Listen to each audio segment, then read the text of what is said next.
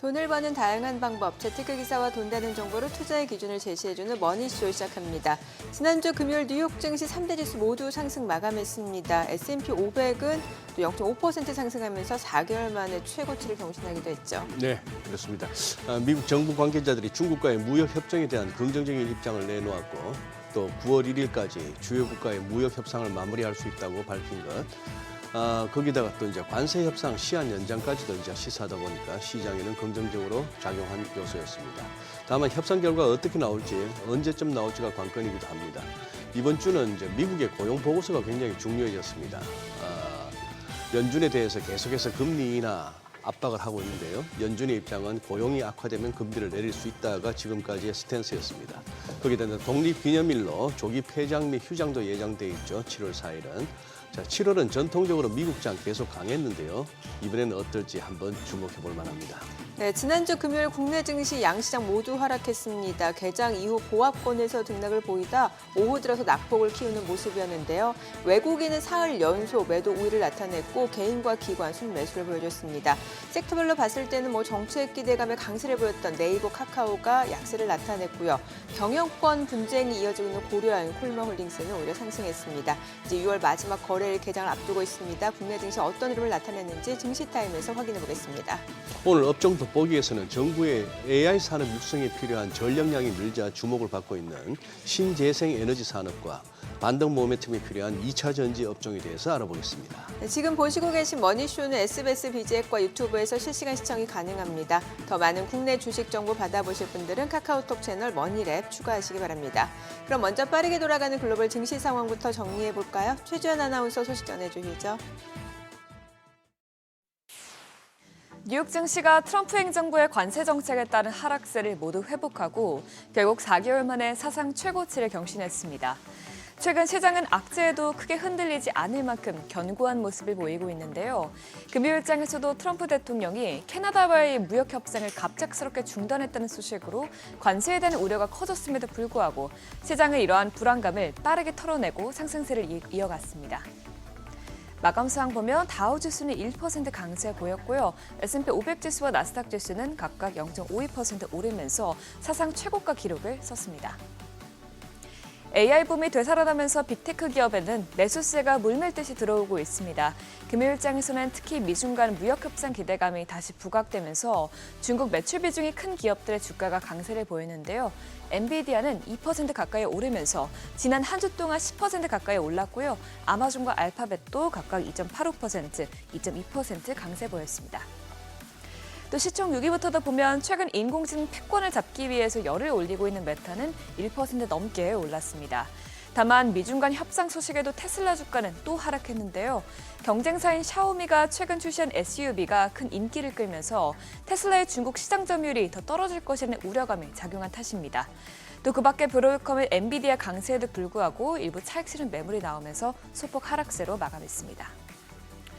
이어서 이날 나온 지표도 확인해보면 5월 PCE 지표는 대체로 시장 예상에 부합하는 수준으로 유지했습니다. 아직까지 관세가 인플레이션에 미치는 영향이 제한적인 것으로 보이는데요.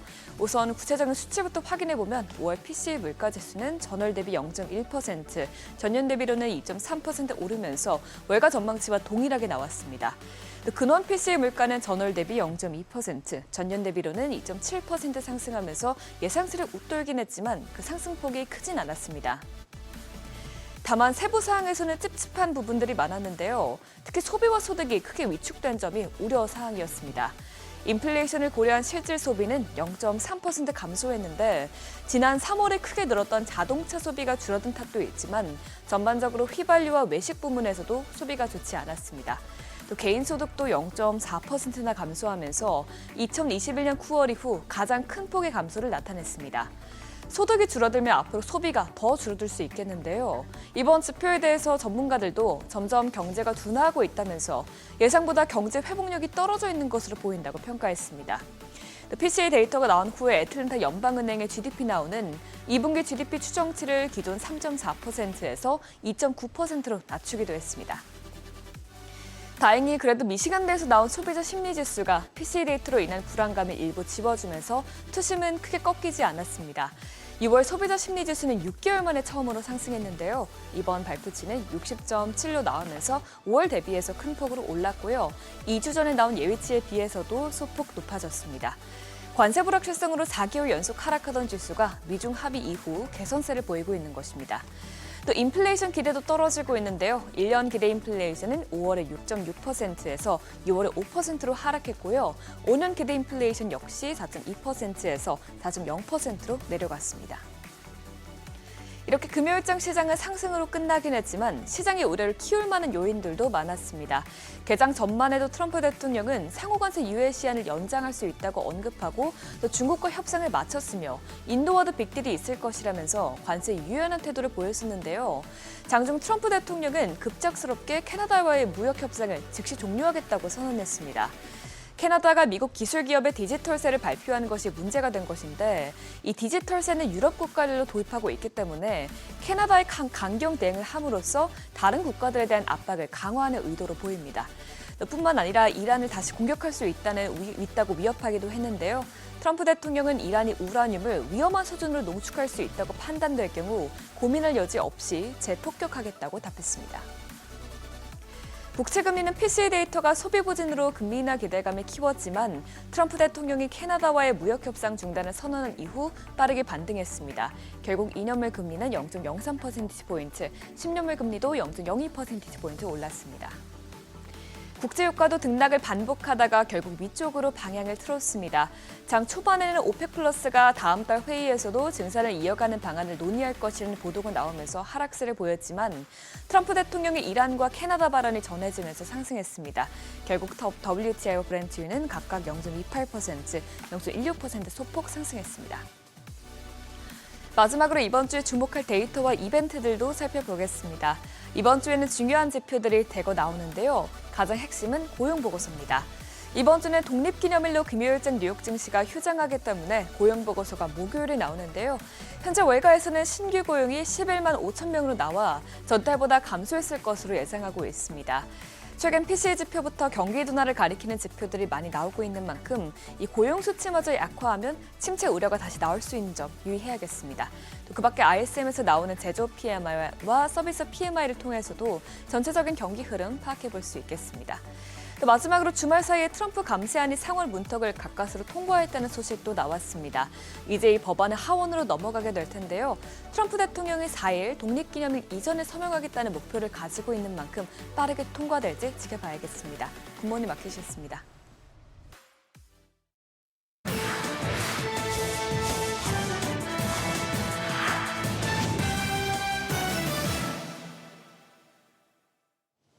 외신이 주목한 주요 이슈들 짚어보겠습니다. 중국판 구글로 불리는 바이두가 승부수를 던졌습니다. 자세히 대규모 생성형 AI 언어 모델 어니를 오픈소스, 무료로 풀기로 한 건데요. 앞서 글로벌 인공지능 생태계를 뒤흔들었던 딥시크 쇼크가 다시 한번 재현될지 관심이 쏠리고 있습니다. 이 오픈소스를 통한 진화, 더 저렴한 비용 등 딥시크가 던진 화두는 실리콘밸리를 비롯한 전 세계 AI 산업에 영향을 미치고 있는데요. 그간 폐쇄형 전략을 고수하던 오픈 AI 역시 올 여름을 목표로 오픈웨이트 모델 출시를 준비 중인 것으로 알려졌고, 구글도 제미나이 모델을 경량화한 잼마와 같은 오픈웨이트 모델을 공개하면서 오픈소스 생태계를 강화하고 있습니다. 인공지능의 사활을 걸고 있는 곳이 또 있죠. 바로 메타인데요. AI 두뇌 영입에 혈안이 돼 있습니다. 저커버그 CEO가 직접 러브콜을 돌릴 만큼 진심인데 최근 오픈 AI 연구원 4명을 추가로 영입하는 데 성공했습니다. 불과 며칠 사이 메타의 오픈 AI 인재 영입 행보가 또 확인된 건데요. 메타는 최근 인간을 뛰어넘는 초지능 AI 연구소를 세우고 이를 위해 스케일 AI에 회사 역사상 가장 큰 143억 달러를 안겨주기로 하고 창업자이자 CEO인 알렉산더 왕을 영입했고요. AI 검색 시장에 구글로 불리는 퍼플렉시티를 비롯해서 런웨이 AI 등도 인수를 타진하고 나선 데다 미국의 AI 데이터 센터 구축을 위해 우리 돈 40조 원 조달을 추진하는 등 공격적인 투자를 이어가고 있습니다. 한편에선 구글이 엔비디아 대항마로 존재감을 키우고 있습니다. 직접 설계한 칩으로 자체 AI 서비스를 성공적으로 운영해온 데 이어서 이번엔 엔비디아의 큰손 고객 중 하나인 오픈 AI에도 손을 뻗었는데요. 챗 GPT 생태계에 텐서 칩을 안착시키는 데 성공했습니다. 이 오픈 AI가 엔비디아 외 다른 칩을 쓰는 건 이번이 처음인데요. 다소 밋밋했던 고객 리스트에 인공지능 거물이 추가되면서 여기에는 구글이 이번 성과를 발판 삼아 영역을 더욱 넓힐 수 있을지 주목하고 있습니다. 주요 7개국 G7이 다국적 기업의 조세 회피를 방지하기 위해 추진한 이 글로벌 최저 한세 제도에서 미국 기업이 제외됩니다. 애플과 메타, 아마존 등이 주요 대상이 될 것으로 전망됐는데 트럼프 대통령이 이 제도가 미국의 과세 주권을 다른 나라에 넘기는 것이라며 관세 등으로 대응하겠다고 밝히자 한 발 물러난 모습입니다. 이 소식에 삼성전자와 SK하이닉스처럼 해외 법인을 둔 국내 기업만 상대적으로 불리한 세제 환경에 놓이게 되면서 글로벌 시장에서 한국 기업의 경쟁력이 떨어질 수 있다는 지적도 함께 나오고 있습니다. 관세 이슈도 짚어보죠. 트럼프 대통령이 유럽연합의 빅테크 규제에 대해 양측 간 관세 협상의 논의 대상이 될 수 있다 시사했는데요. 주말 사이 자신의 소셜미디어 계정에 캐나다와 무역 협상을 즉시 중단한다고 선언하면서 캐나다의 디지털 서비스세에 대해 완전히 유럽을 모방하고 있다. 이유도 똑같은 조치를 했으며 현재는 이 사안에 대해 우리와 논의 중이라고 언급했습니다. EU 집행위는 즉각 부인하고 나섰지만 관세 협상 시한이 다음 달 9일이 임박하면서 다소 불리하더라도 일단은 협상 체결을 위해 미국 측 요구를 일부 수용할 것이라는 관측이 지속적으로 나오고 있습니다. 트럼프 관세로 일본 기업들도 비상입니다. 10곳 중 7곳 이상이 가격 인상 압박을 받고 있는 것으로 나타났는데요. 이용기자의 신문 설문에 따르면 약 40%가 가격을 올렸거나 검토 중이라고 답했고 향후 인상이 필요할 가능성이 있다는 39%를 합치면 70%가 넘는 기업들이 트럼프 관세 파장을 피하기 어렵다는 분석이 나옵니다. 미국 공장의 가동률을 높이고 다른 지역 공장의 가동률을 낮추는 방식으로 대응하면 생산성 저하를 초래할 가능성도 제기되고 있고요. 신문은 이에 따라 비용 증가를 위한 가격 인상은 미국 시장에만 국한되지 않고 일본 국내에도 파급될 우려가 있다고 지적했습니다. 지금까지 글로벌 비즈였습니다. 지난 금요일장에서 이슈가 있었던 업종 살펴보는 기업 이슈 시간입니다. 국내 최초의 원자력 발전소인 고리 1호기의 해체가 최종 승인되면서 관련주가 일제히 강세 보였습니다. 원자력안전위원회는 지난 26일 고리 1호기의 해체 계획이 관련 기준을 충족한다고 판단해 해체를 최종 승인했는데요. 1978년 상업운전을 시작한 지 47년, 또 2017년 연구 정지된 지 8년 만에 해체가 되는 건데 이로써 국내에서 원전 해체가 공식 승인된 건 이번이 처음입니다. 만약 한수원이 해체에 성공하게 되면 한국은 미국에 이어 두 번째로 상업용 원전을 해체한 국가가 되는데요. 글로벌 시장 규모가 500조 원에 달할 것으로 보이는 만큼 원전 해체가 성공적으로 이루어지면 이 500조 원 시장에 진출하는 교두보를 마련하는 계기가 될 수 있다는 기대감에 관련주가 날아올랐습니다.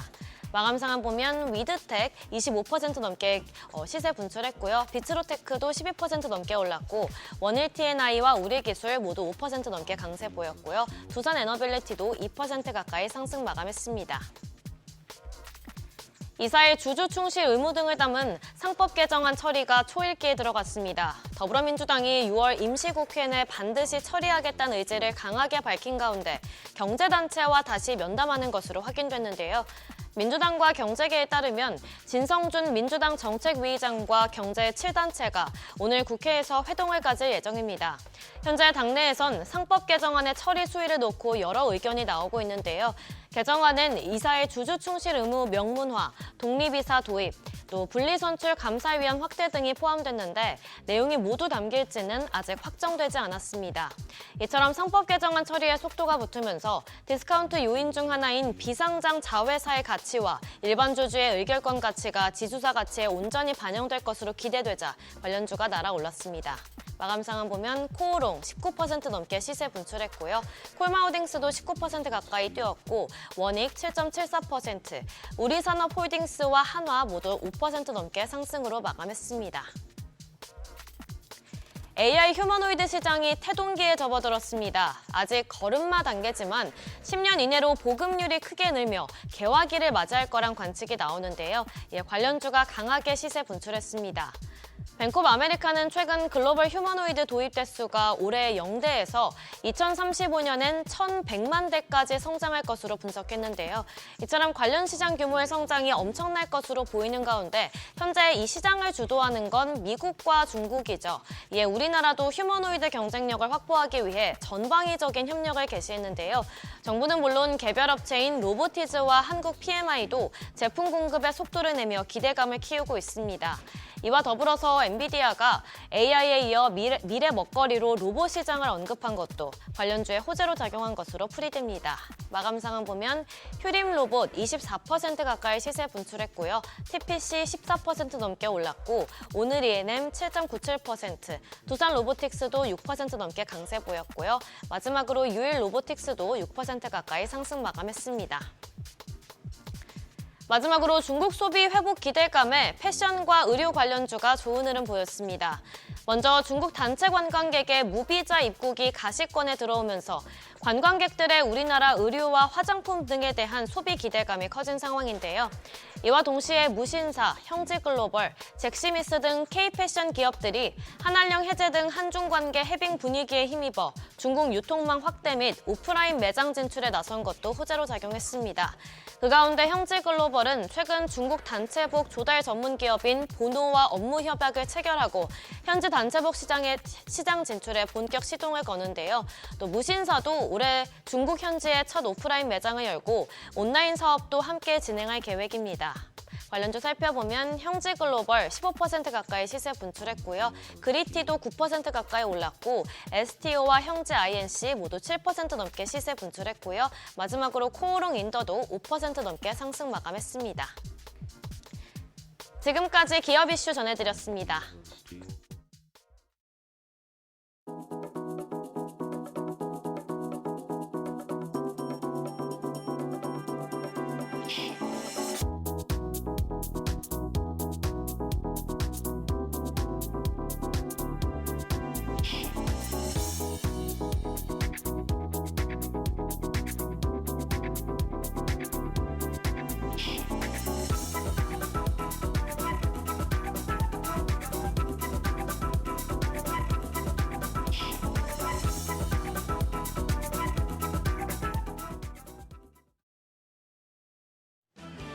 올해 상반기가 마무리되고 있습니다. 지난주 코스피 조정이 좀 이뤄졌지만 올해 상반기 기준 코스피 수익률은 27.4%.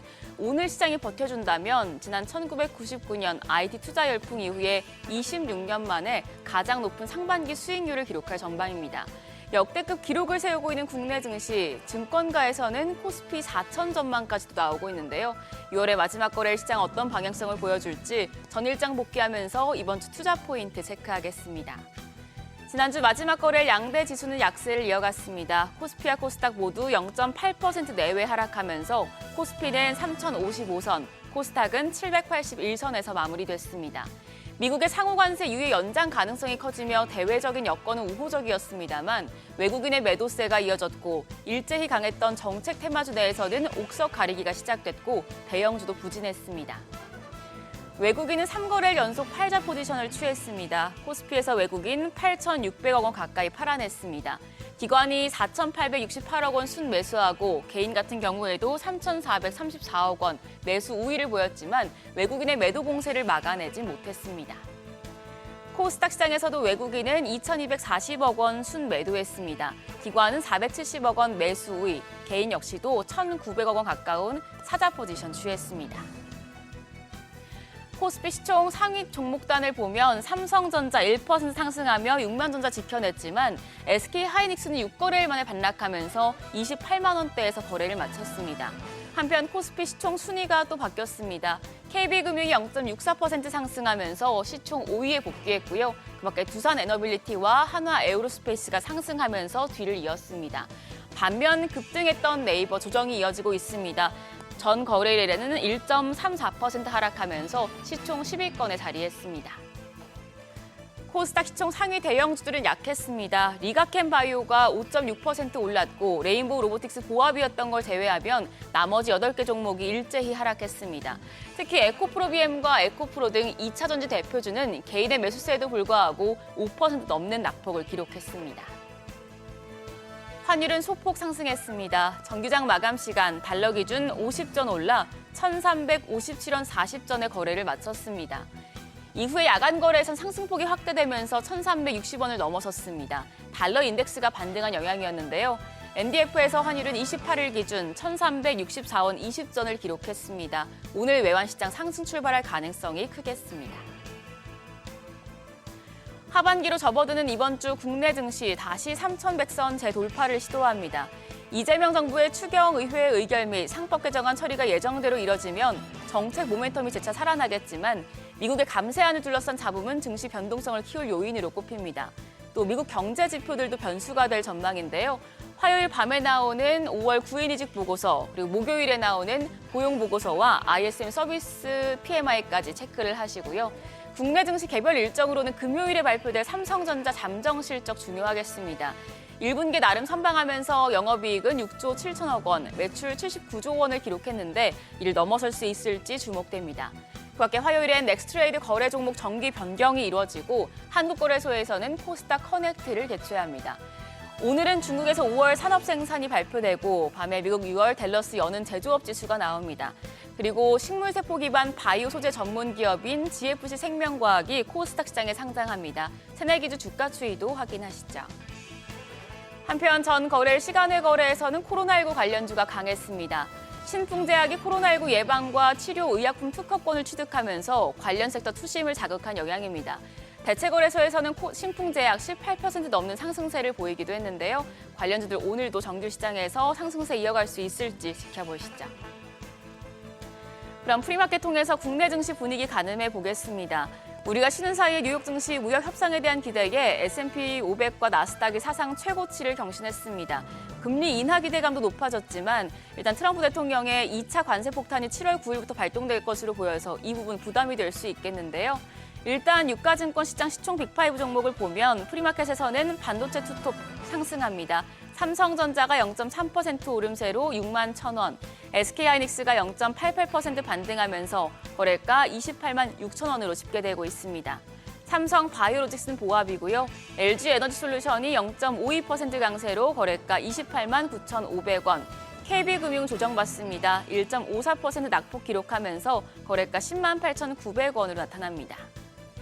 이어서 코스닥 시장 시총 빅5 종목입니다.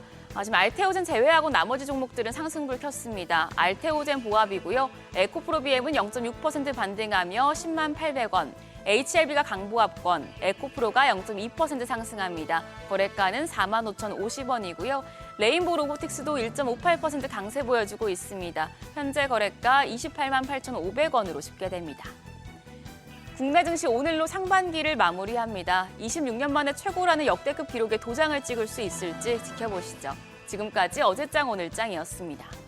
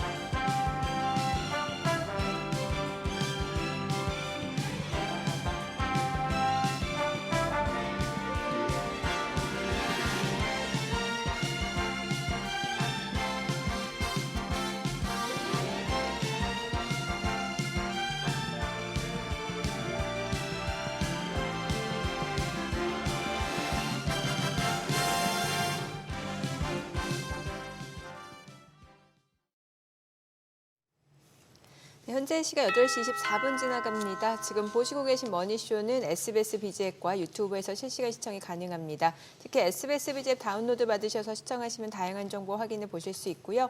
더 많은 주식 정보 원하시는 분들은 카카오톡 채널에서 머니랩 검색하셔서 친구 추가하시면 됩니다. 지금 보니까 S&P 500, 나스닥은 또 사상 최고치고 지난주 국내 증시는 이제 금요일에 좀 많이 떨어지는 모습이었던 것 같은데 글쎄요, 지금 시점을 기점으로 뭔가 좀 분위기가 바뀌는 건 아닌가라는 생각도 들고. 근데 이번 주 여러 가지 이슈가 있죠. 미국의 뭐 감세안, 지금 상원 첫 건물 통과했다는 얘기 있고, 또 상호관세 유예 조치에 대해서는 트럼프 대통령은 굳이 그럴 필요 없다라고 하고 층교발 뉴스가 많네요. 예, 뭐 트럼프 대통령의 어떤 이런 저런 발언들은 뭐 계속해서 이제 바뀌니까요. 네. 참 가만 보면은 바이든 대통령 4년 동안에는 미국의 대통령을 거의 보지를 못하고 살았거든요. 무슨 뭐 기자회견이 있었습니까? 바이든 대통령이 뭐 어디 나와가지고 네. 뭘 얘기하는 걸 못 봤는데 네.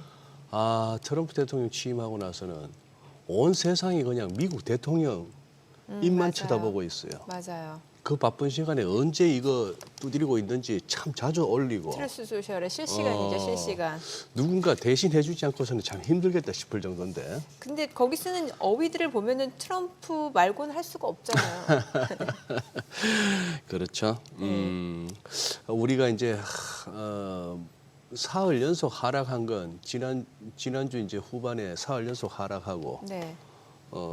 그동안 진짜 한 100포인트 오르던 걸 갖다가 딱 50포인트 돌려놓고 지금 이제 6월 말 거래 맞고 7월 초를 맞습니다만 오늘은 미국 장은 오르고 지금 지수물 흐름도 좋은데 어떻게 4일 연속은 안 될 텐데 오른다고 봐야겠죠. 오늘 또 그래도 상승 요정이 나오시니까. 상승 요정? 네. 요정이라고요? 많이 이렇게 좀 이렇게 좀 추울 때마다 월요일 날 저희 네. 머니쇼에 나오셔가지고 우리 멘탈을 꽉 잡아주시면서 의심하지 마라. 믿음이 적은 자에 네. 늘 이렇게 외쳤던 네. 우리 희망 고문이 아니길 바랍니다. 희망 고문이 지금까지는 희망 고문이 아니었습니다. 자, 상승 요정 모시죠. 네, 레그넘 투자자문의 이춘광 대표님 함께합니다. 어서 오세요. 어서 오세요. 안녕하십니까. 상승 요정 마음에 드세요? 요즘은 이제 많이 요정이라 할 만큼 부드러워지셨어요. 처음에는 얼마나 무서웠는데 우리 이춘광 대표님 처음 나오셨을 약간 때. 앵그리버드 느낌이 있어요. 앵그리버드 느낌의 약간 사무라이 느낌이었는데 긴장도 됐었고요. 긴장도 됐었고 요즘 저희 머니쇼뿐만 아니고 요즘 완전 뭐 방송인 되셨더라고 이 대표님. 사실은 제가 이제 이런 말씀드린 회사 홍보 때문에 이제 출연을 하기 시작했는데 네. 저희처럼 거시적으로 이렇게 보는 분들이 생각보다 많이 없으신 모양이더라고요. 맞아요. 그렇죠. 예. 좀 어떻게 보면 따분할 수는 있지만 네. 따분할 수 또 있지만 요새 뭐 관세다 뭐 이런 거시 이슈들이 막 많이 이렇게 산재하다 보니까 그래서 가끔 이제 저를 조금 불러주시는 것 같습니다. 감사한 일이죠. 우리 머니쇼가 띄워드렸습니다. 아, 그럼요. 그죠? 네, 감사히 하고 있습니다. 아니 진짜 이게 나스닥마저도 이제 사상 최고치 올라왔어요. S&P 500이 스타트 끊었고 다우는 아직 조금 남았습니다만 이것도 뭐 마음만 먹으면 하루 이틀 만에 올라갈 수 있는 레벨인데 지금 이제 그러면은 뉴욕 증시는 이제 겁날 게 없는 건가요? 지난번에 제가 올 여름에 한번 살짝 변동성이 있을 것 같다. 예. 그게 이제 7월일지 8월일지는 뭐 어떻게 알겠습니까 시기를. 그런데 지난주 이따가 본격적으로 다루겠지만 이제 PCE 물가 살짝 떴는데 문제는 안 되는 수준. 그런데 보통 우리가 PCE 지표가 발표될 때 그 퍼스널 스펜딩 그러니까 개인 소비 지출과 개인 소득 이런 것들이 아주 네. 중요한 지표들이 같이 발표됩니다. 그런 게 꽤 좀 우려감 있게 좀 꺾이는 수치가 나왔어요. 이따가 본격적으로 네, 다루겠지만 네. 그런 것들이 그러니까 그거하고 아울러서 이따가도 뭐 지금 그 연준 위원들이라든가 총재분들 정리를 제가 해갖고 왔습니다만 7월달 금리 인하에 대한 뭐 이런 매파적인 발언, 비둘기파적인 발언 이런 것들을 쭉 종합을 해보면 네. 7월 금리 인하 가능성은 뭐 지난주 찾아뵙고 나서도 조금 높게 봤습니다. 조금씩 더 높아지는 걸로. 예. 근데 그냥 깔끔하게 7월달 금리 인하는 쉽지 않을 것 같고요.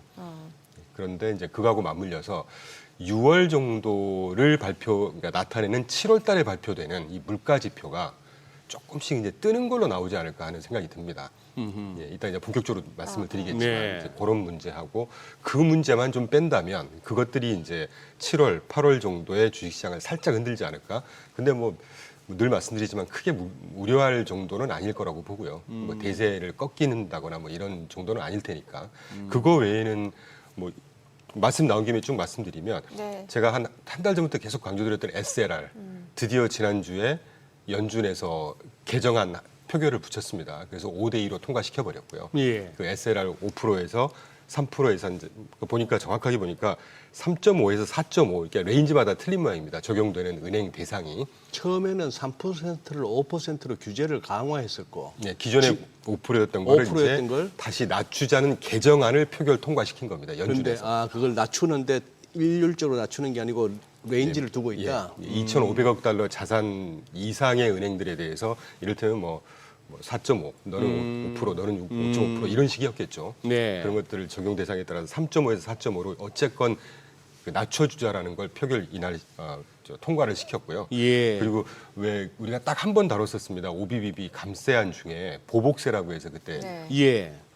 소장님께서 질문해 주셨던 예. 그거를 지난주 26일 날 6월 26일 날 의회에 그 세금 관련한 무슨 자문단이 있는 모양이에요. 네. 제가 용어가 생각이 나요. 네. 거기서 26일 날 이 보복세 삭제해야 된다. 감세 안에서 어나운스를 했고 그 다음 날 27일 날 스카페센트가 공식적으로 의회 의원들한테 이 보복세 삭제해 줘라. 요청을 했습니다. 지금 또 가물가물해졌습니다. 보복세가 언제 나왔던 무슨 내용이었죠? 보복세라고 하는 게 OBBB 내에 네. 그 솔트라고 해서 주 정부 네. 지방세 뭐 감세안하고 예. 또 하나 축으로 그때 좀 우려된다고 말씀해 주시면서 외국 개인들이나 뭐 기관 투자가들이 미국에서 사업을 해서 소득을 얻어가거나 네. 또는 금융 투자를 해서 투자 배당세라든가 뭐 캐피탈 게인을 아하. 얻어갈 때 거기에 많으면 44에서 50% 정도의 소득세를 때리자는 법이거든요. 그게 예. 감세 안에 포함이 돼 있었어요. 예, 예. 근데 이거는 미국의 그 사업의 근간을 흔들 수 있다. 이래서 내부에서부터 의회 내부에서부터 계속 목소리가 나오고 있고 그 얘기 나왔을 때 우리가 그랬죠. 서학개미 내지는 미국 채권 투자하는 분들이 거기서 세금 두드려 맞고 네. 우리 한국에서도 또 세금을 납부해야 되고. 네, 그러네요. 이렇게 되면 뭐 개인들이야 문제는 없겠지만 기관들의 입장에서는 그 국민연금부터 시작해서 네. 노르웨이 국부펀드 어마어마한 투자를 하고 있지 않습니까? 네. 미국 자산에. 이제 거기에 큰 영향이 있지 않을까 싶었는데 다행히 지난주에 공동성명 발표했고 스카페세트가 확실하게 이거 삭제해야 된다. 그렇지 않으면 이거 혼란이 클 거다. 네. 그리고 언론들의 발표를 보니까 이제 의회에서 그거를 이번 주 내에 삭제할 것처럼들 이렇게 긍정적으로 피드백들이 나오는 것 네, 같습니다. 예. 그런 소식이 있었다는 거고 뭐 관세 관련해서는 중국과 이미 뭐 합의를 했다고 발표가 예, 됐지 않습니까? 그래서 큰 방향은 해결되는 수순으로 가고 있다. 다만 캐나다 그 디지털세 안 없애니까 트럼프께서 또 열받아가지고 캐나다 51번째 주가 돼야 된다 이러면서.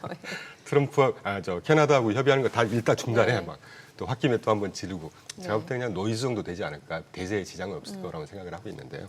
그 그 디지털세라는 게 그거죠. 무슨 우리가 예를 들어서 유튜브를 보고 무슨 뭡니까 메타를 쓰고 하는 거에서 나오는 수익이 즉 뭐 알파벳이나 메타가 우리나라든 캐나다든 거기서 세금 안 내고 결국 미국에서만 세금 내니까 그 입장에서 실컷 돈은 여기서 벌고 여기다 세금만 안 낸다고 거기다 세금 부과하겠다 그 얘기죠. 1, 20% 우리한테도 내. 뭐 우리한테도 이런 내. 거였거든요. 지금 그게 부과되는 데가 있나요? 유럽에서 지금 부과를 하고 있는 걸로 저는 알고 있고 원래 그래요? 이 당초에 관세 이슈가 한참 네. 이슈화가 됐을 때 올 연초에 유럽에서 한참 이게 갑론을가 있었습니다. 디지털세를 없애줘라 지금 뭐 해라. 근데 유럽하고 지금 최종 타결이 안 돼 있으니까 지금 네. 현재 유럽은 계속 부과가 되고 있을 거예요. 이게 주요 빅테크 기업들과 그렇죠. 좀 관련된 이슈긴 하겠네요. 네네. 예. 그러니까 이제 미국의 반도체 기업들, 빅테크 기업들이 유럽에 가서 디지털 때 때려 맞고 있고 캐나다도 거기에 뭐 동참을 했던 모양이에요. 저는 네. 거기까지 몰랐었는데 하여튼 그래서 이거 없애지 않으면 니네하고 관세 협상 모두 다 중단할 거야. 또 이제 버럭 하시는 또 이런 에피소드가 있었습니다. 참 트럼프 이분 보고 있으면 참 재밌습니다. 아니 지금 뭐 각국의 관세 협상과 관련해서 트럼프는 서한을 보내는 방식을 선호한다라는 거는 이건 어떤 의미로 받아들여야 되는 거예요? 그냥 이제 일방적으로 결정을 하겠다는 거 아니에요? 그동안에 지금 지난주에 러트닉 가장 그 보수 강경파였잖아요. 러트닉도 지금 주요 10개국과 타결이 임박했다라고 멘트를 해줬고 네네. 뭐 하루 상관으로 스카페스도 한 18개국하고 주요 협상 중이다라든가 그러니까 큰 방향은 네. 협상을 하고 있는 걸로 보입니다. 예. 뭐 우리가 직접 확인 안 했으니까 어떻게 네. 알겠습니까만 근데 이제 그 사이에 꼭 한 줄 정도의 뉴스가 트럼프가 지금 서한 다음 뭐 조만간 네. 그 교역 상대국들한테 서면으로 얼마를 낼지 던질 거야 뭐 이건데 관세라는 게 저도 뭐 열람되지만 대학원 다닐 때 외교통상부에서 잠깐 인턴을 했었는데요. 예. 이것도 정치 이슈, 협상 이슈 아닙니까? 그렇죠. 외교 이슈고 대통령이 그냥 생각나는 대로 툭 적어서 이렇게 할 수가 없습니다. 지금쯤 아마 우리나라 같으면 뭐 옛날 외교통상부였겠죠. 아마 지금 난리가 나 있을 거예요 지금. 그래서 이제 그런 것들이 다 서로 조율을 하고 뭐 이런 과정이 아닐까. 근데 트럼프가 뭐 소환으로 던질 거야. 이거는 그냥 다분히 정치적인 배터리 중에 하나가 아닐까 생각하고 있습니다. 대세 지장 없다. 뭐 지난주 한 주 미국 주식시장 거기에 전혀 미동하지 않는, 흔들리지 않는 강세를 보여줬던 것이 또 반증하는 것인 것 같고요. 그래요. 아니 미국과 중국 간의 지금 관세 협상 상황이 어느 정도로 지금 전개가 일단 되고 히토류에 있나요? 대해서 예.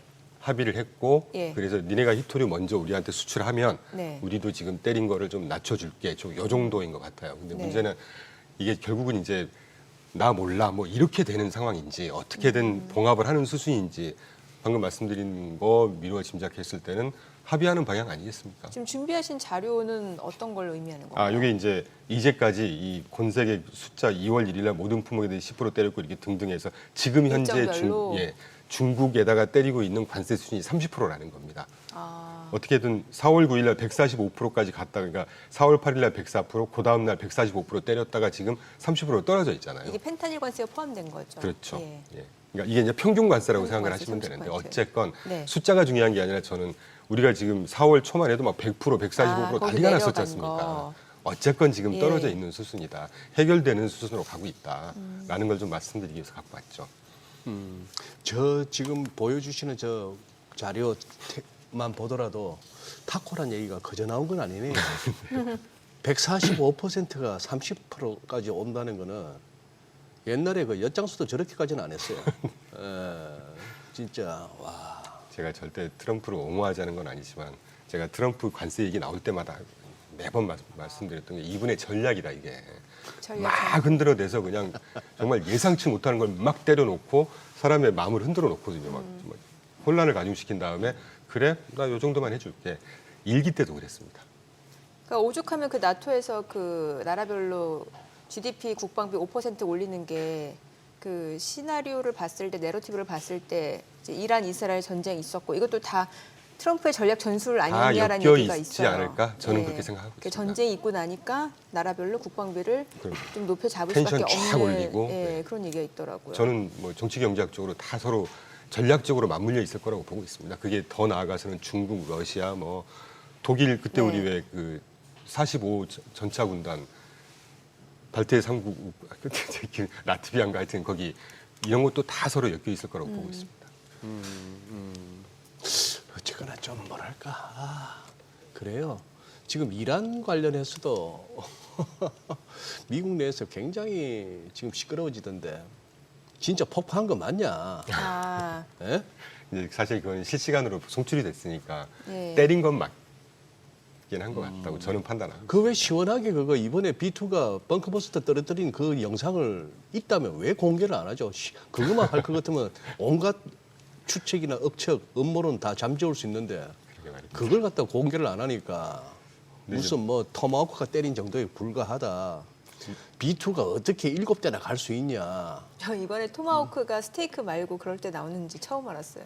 뭐 할 때 말고 토마호크 원래 보통 토마호크 스테이크 더 익숙한데 아니 왜냐면 이번에 이란 이스라엘 전쟁에서 진짜 뭐 벙커버스터도 그렇고 벙커버스터 중에 이번에 한 게 뭐 GBU-57 마비라는 것도 처음 알았고 참 앵커님도 대단하십니다. 그걸 다 이렇게 그걸 알고 예, 계신다는 것도 참 그 대단하신 것 벙커버스터의 같아요. 일종이라는 것도 처음 알았고 또 토마호크가 또 이럴 때 쓰인다는 것도 처음 네. 알았어요. 예. 왜 또 이렇게 어린 척 하세요?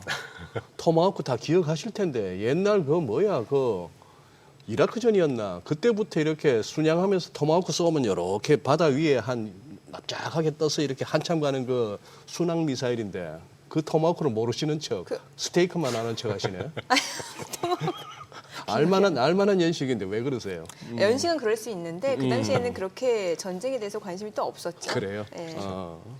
아니 그나저나 지금 말이에요 이 대표님 네. 미국 장도 좀 뭐랄까 예를 들면 이런 겁니다. 이 지금 팔란티어가 중동 지역의 긴장이 완화됐다는 빌미로 주말에 한 9.4% 가까이 빠져버렸는데 이렇게 보니까 지난 2주 동안에 올랐던 걸 갖다가 하루 만에 다 까먹었어요. 엄청난 짱대 연봉이 나왔어요. 거기다가 또 나이키는 또 실적 좋고 가이던스가 좋다고 완전 또 갭으로 붕 뛰가 또 15%를 뛰어버려요.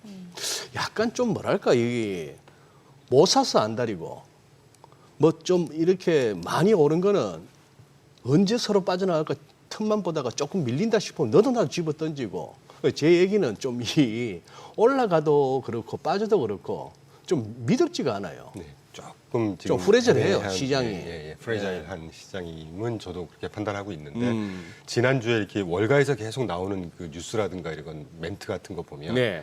정말 핵심 그 기관 투자가들이 지금 네. 그 자기네 포트폴리오의 주식 비중이 가장 네. 거의 최저수준이라고 합니다. 그러니까 본격적으로 지금 막 안 샀다고. 아직도 못 늘- 담았다, 네, 기관들은. 네. 그러니까 약간 포모도 있는데 네. 아, 이거 지금 들어가도 될까 뭐 이런 느낌인 것 같아요. 자, 그거를 반대로 좋게 해석을 해보자는 거죠. 정말 큰 손들은 본격적으로 아직 매집을 시작 안 한 겁니다. 지금. 아. 저는 그렇게 해석하고 있습니다. 예. 그래서 아니, 예. 죄송해요. 팔란티어 같은 경우는 9% 빠지긴 했죠. 네네네. 지난 1년 동안 460% 가까이 올랐습니다. 아, 그동안 많이 올랐죠. 네, 그거 생각하면 한 20% 빠진 게 어떤 대세 지장이 있겠습니까? 저는 네. 그렇게 생각하고 있습니다. 지금 미국은 크게 보면 그러니까 관세, 감세 그리고 이제 규제 완화 네. 이렇게 세 가지로 볼 수 있을 것 같은데 일단 뭐 관세는 계속해서 이제 나라별로 어떤 식으로 진행되는지 봐야 될 것 같고 이제 당장 이번 주 또 큰 관심 중에 하나가 감세. 그렇죠. 지금 뭐 앞서서 OBBB 법안. OBBB, 네. 예, 원빅 뷰티풀 빌 이게 지금 상원의 첫 관문을 통과했다라는 게 절차 표결을 통과했다. 생소하시죠? 이게 되게 어려운 얘기예요. 예. 저 대학원 때 미국 법 공부할 때 살짝 봤던 기억이 나서 다시 찾아보니까 네. 생각이 나는데 네, 예. 별건 아닙니다. 예. 그러니까 하원이든 상원이든 어떤 법안 제출을 하면 하원에서 먼저 이걸 심의하고 표결해서 통과시킨 다음에 상원으로 보냅니다. 네. 그러면 상원의 위원회에서 상임위원회 뭐 이런 거 있지 않겠습니까? 위원회에서 심의하고 표결해서 땅땅땅 때린 다음에 이제 본회의로 넘긴단 말이죠. 우리도 무슨 법사위 통과해야 똑같습니다. 본회의에서 예. 그래서 본회의에 상정해서 이제 토론을 하기 위해서 이거 한번 해보자라는 게 절차 예. 표결입니다. 그러니까 이걸 한번 토론해 보자라는 예. 걸 통과했다는 근데 거예요. 중요한 건 본회의의 정식 의제로 이걸 삼자는 걸 땅땅땅 한 예, 거죠. 예. 그러니까 영어로 하면 procedural 뭐 이런 식으로 표현을 하는데 어쨌건 본회의의 정식 상정이 됐다는 게 중요한 거예요. 그런 다음에 이제 올해 뭐 7월 4일까지 제가 볼 때 7월 4일 날 땅땅땅 때릴까 싶긴 한데 좀 뭐 얼마 안 남았잖아요. 네, 최악의 경우에 하면 1, 2주 왔다 갔다 할 겁니다. 늘 그렇거든요. 핑퐁을 네, 하고. 네. 이 핑퐁을 하는 과정에 아까 제가 모두에 소개해드린 스카페 센터라든가 의회 제가 써갖고 왔는데 네. 용어가 의회 세무평론가들이 공동 성명을 냈다고 그래요. 6월 26일 날. 세무평론가. 예, 그러니까 하원에서 통과한 감세법안 내에 보복세 문구를 삭제를 해라. 예, 그래서 이제 빠르면 다음 주에 법으로 제정될 거다라고 이제 언론에서는 그렇게 표현들을 하는데 그건 누가 알겠습니까만 어쨌건 그 세무평론가 집단들이 이제 뭐 어드바이저 그룹 정도 되지 않겠습니까? 의회 의원들이 다 모르니까 저런 분들이 공동 성명 냈다는 거고 그 다음 날 스카페스 재무장관이 899조 보복세가 899조 네. 그거 철회 요구를 공식적으로 한 거. 그리고 지금 언론의 여론이라든가 분위기들이 빠르면 다음 주에 뭐 삭제하는 걸로 반영이 될 것 같다. 그러니까 참 미국은 어떤 뭐 이런 디베이트이 아주 자유롭게 잘 되는 나라. 그리고 그거에 대해서 실제 이제 나라의 어떤 뭐가 이익이 될지에 대한 그런 것들을 냉정하게 판단하는 개인적으로는 그런 것들을 좀 반면교사를 삼는 그런 케이스 중에 하나가 아닌가 싶습니다. 예. 그럼 어쨌건 저런 방향들은 우리가 시장 내에 큰 이슈화는 안 되고 있지만 예. 전문가분들은 저거 보고 있을 거란 말이죠. 네. 주식에 저게 호재 아니겠습니까? 저는 그렇게 판단이 됩니다.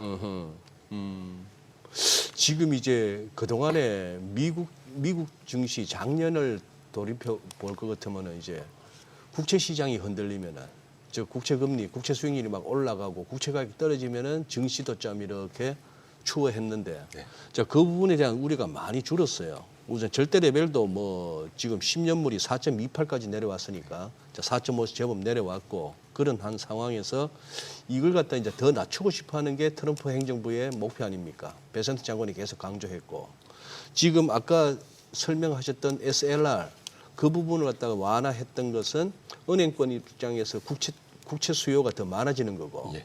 국채를 좀 더 살 수 있는 거고 여력이 어마어마하게 많아지는 거죠. 어마하게 많아지고 그다음에 그 얘기도 들리더라고요. 트럼프 대통령이 또 그 트루스 소셜 올렸던가 발언을 했던가 앞으로 자기가 뭐 재무부에다가 말을 한다고 해서 그래 꼭 되는 건 아니지만 이제 무조건 9개월 넘는 빚 내지 말라고 즉 국채를 발행하더라도 당분간은 만기 9개월 넘지 말라고 단기채만 발행하라고 뭐 그런 식으로 얘기를 했다는데 그렇게 해서 지금 살짝 스테이블 코인 빨리 추진해서 그 단기채 수요는 그쪽에서 끄집어내겠다. 뭐 이런 식이니까 그렇다면 이제 미 국채 시장발 즉 시장 금리가 막 뛰는 걸로 인한 증시 불안 요인도 거의 굉장히 잡았다. 낮아진. 잡았다. 네, 저는 그렇게 판단하고 있고 물론 뭐 7월달에 이제 PCE 물가라든가 CPI 뭐 이런 것들이 살짝 뜨면 또 왔다 갔다 하지 않겠습니까? 네. 근데 우리가 한 연초만 해도 이 자리에서 여러 번 다뤘었죠. 네. 4.5 가까이 갔을 때 10년물이 4.8이 되느냐, 뭐 5%가 넘느냐 이런 얘기, 우려 섞인 얘기가 나왔었지 않습니까? 그때마다 제가 와서 이제 그 정도 올라가기 쉽지 않다고 말씀드리긴 했었는데 이런 근거들을 말씀드리면서 그 정도의 어떤 텐트럼이 오는 일은 없을 거라고 보고 있습니다. 저는. 이것도 역시 주식시장에는 호재로 작용하겠죠. 네. 10년물 금리가 뜨지 않는다는 얘기는 그러니까 이게 이제 금리가 참 중요한 건데 금리를 오르고 내리는 중요한 수백만 뭐 수만 가지가 영향을 미치겠지만 예. 요약을 딱 하자면 수급과 물가 예. 그다음에 성장성이거든요. 예. 지금 떨어지는 거는 물가에 대해서는 중립인 것 같고요. 어허. 수급에서는 센 것 같고 긍정적인 예. 것 같고 다만 이 성장에 대한 우려가 섞여 있는 것 같습니다. 예. 그래서 이제 이 금리가 떨어지면서 시장 금리가 떨어지면서 주식시장의 호재를 작용하겠지만 이 떨어지는 요지 중에 성장이 정말 우려가 되고 지난번에 이따가 다루겠지만 소비가 진짜 꺾이고 실질 가처분 소득이라는 이런 것들이 대폭 떨어지고 있단 말이에요. 이런 것들이 이렇게 본격화되기 시작하면 미국의 경제 성장률 자체가 꺾인다. 이제 이렇게 되면 주식시장이 좀 악재겠죠. 그 임계점이 어딜지는 모르겠지만 이제 이런 것들이 섞여 있긴 하는데 하여튼 그 정도만 뺀다고 하면 성장성의 문제를 좀 논외로 한다고 하면 주식시장이 기본적으로 호재로 봐야죠. 그러면 이제 남은 거는 그거네요. 연준만 조금 협조해 주면 되네요. 그렇죠. 근데 이제 참 제가 연준을 옹호하고 싶지는 않은데 저도 이제 투자를 하고 있는 입장이니까 네네네. 제롬 파월도 되게 머리 아플 것 같습니다 지금. 제롬 파월이. 그러니까 여러 지표들이 이게 확실하게 그냥 확 빠져줘 버리면 그러면 이거 인하하는데 확실히 명분이 되겠는데 이 관세에 대한 영향이 분명히 저 같은 사람도 알고 있을 정도니까 알고 있지 않으시겠습니까? 이런 분들도 분명히 이제 6월부터 이제 여러 수입업자들이 뭐 여러 기자님들 이런 것 쭉 언론에서 보면 이 미국에서 이게 수입업자들하고 미팅을 해보면 5월까지는 감히 움직이지 못했었다는 거죠. 이 정책이 워낙 왔다 갔다 하고 하니까.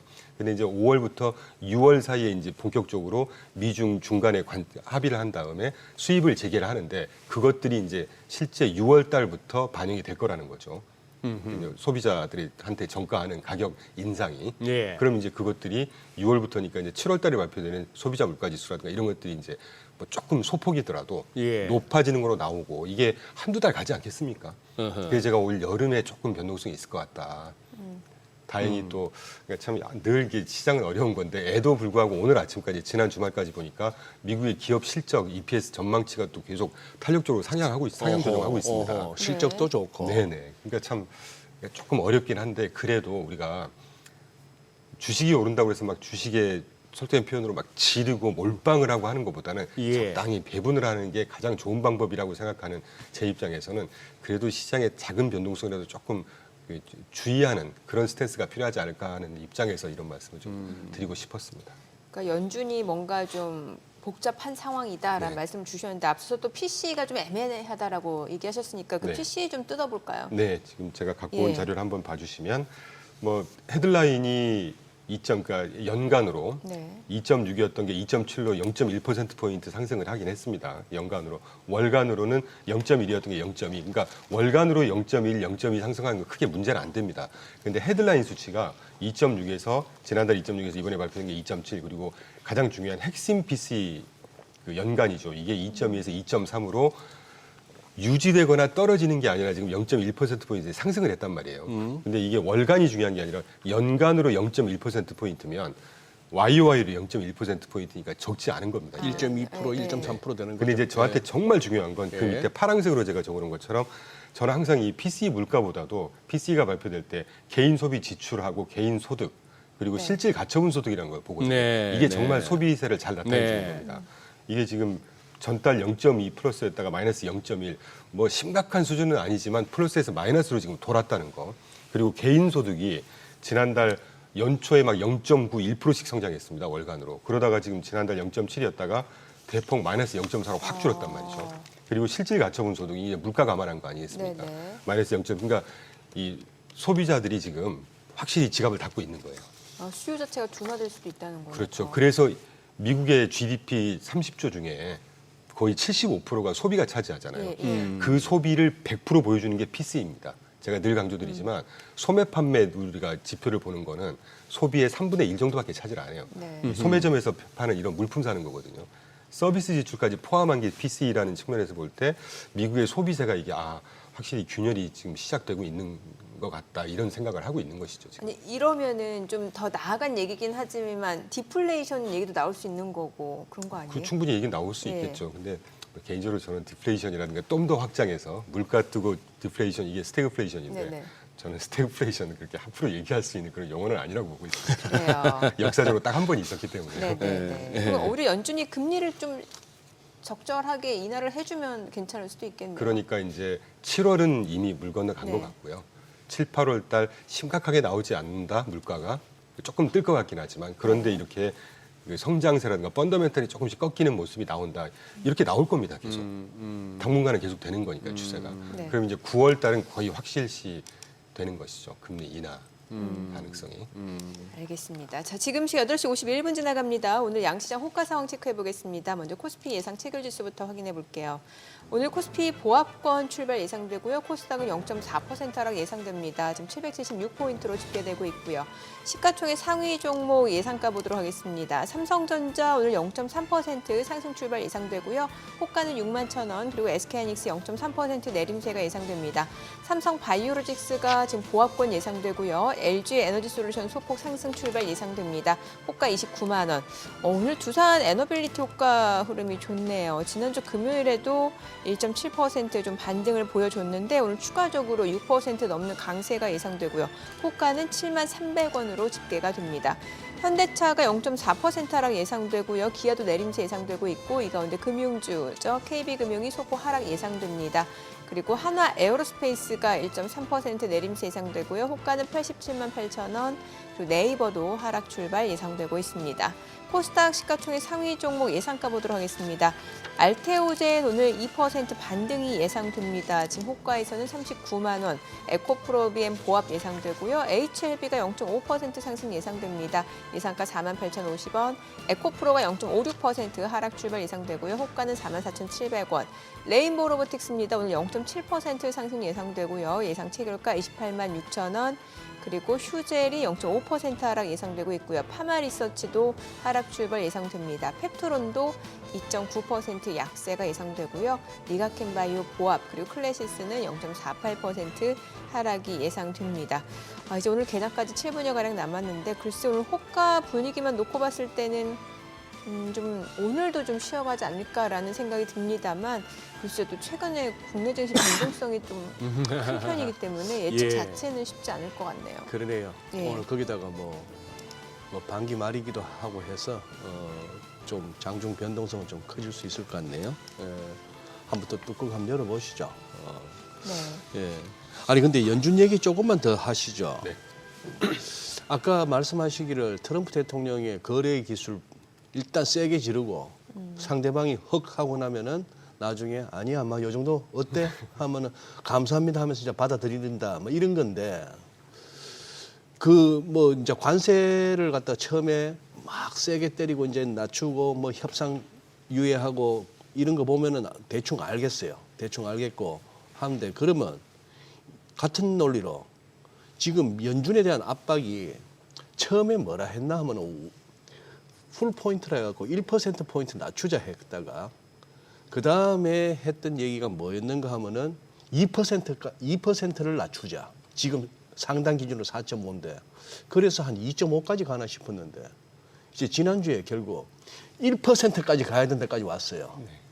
지금 4.5%인 연방기금리를 갖다 1%까지 낮추자까지 왔으면은 그것도 같은 논리로 말은 1%라 했지만 트럼프 대통령의 심중에는 그 중간쯤으로 생각하면 될까요? 원하는 바가. 거기까지는 저희가 참고로 저희가 보고 있는 그 적정한 네. 10년물 시장 금리 10년물의 예. 하단은 4% 정도 보고 있습니다. 4% 정도. 이게 소장님 잘 아시겠지만 10년물 금리가 한정없이 낮춰지는 게 좋은 것만은 아니거든요. 왜냐하면 미국 그 재무 쪽에 네. 또 다른 큰 축이 미국의 국채를 계속 리파이낸싱을 해줘야 되는 거 아닙니까? 예, 그렇죠. 이게 계속 낮아져 버리면 지금 외국의 투자자들이 그렇게 셀아메리카 우려감에도 불구하고 10년물 경매라든가 이런 거 탄탄하게 들어오고 있는 거는 그분들 입장에서 굉장히 땡큐인 겁니다.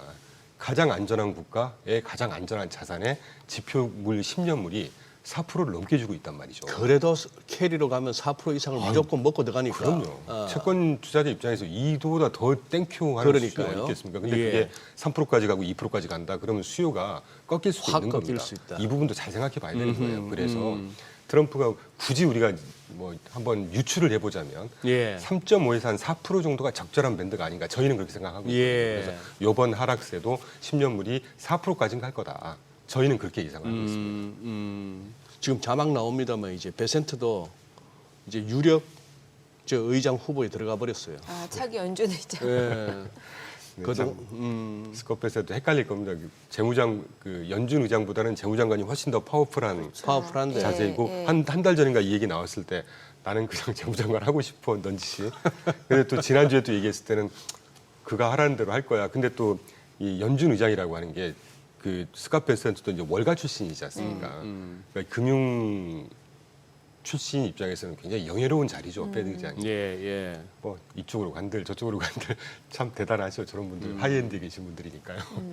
부럽게 뭐 말할 얼핏 생각하면 연준 의장보다는 재무장관이 당연히 높은 자리이긴 한데 네. 제 생각에는 연준 의장 나쁘지 않아요.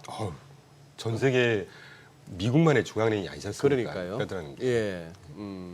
아 근데 이제 대놓고 나가지 이러네요. 이제 트럼프 대통령이 그렇죠. 그래서 그림자 연준 원한다면이라는 전제 조건은 잘했지만 사퇴했으면 좋겠다.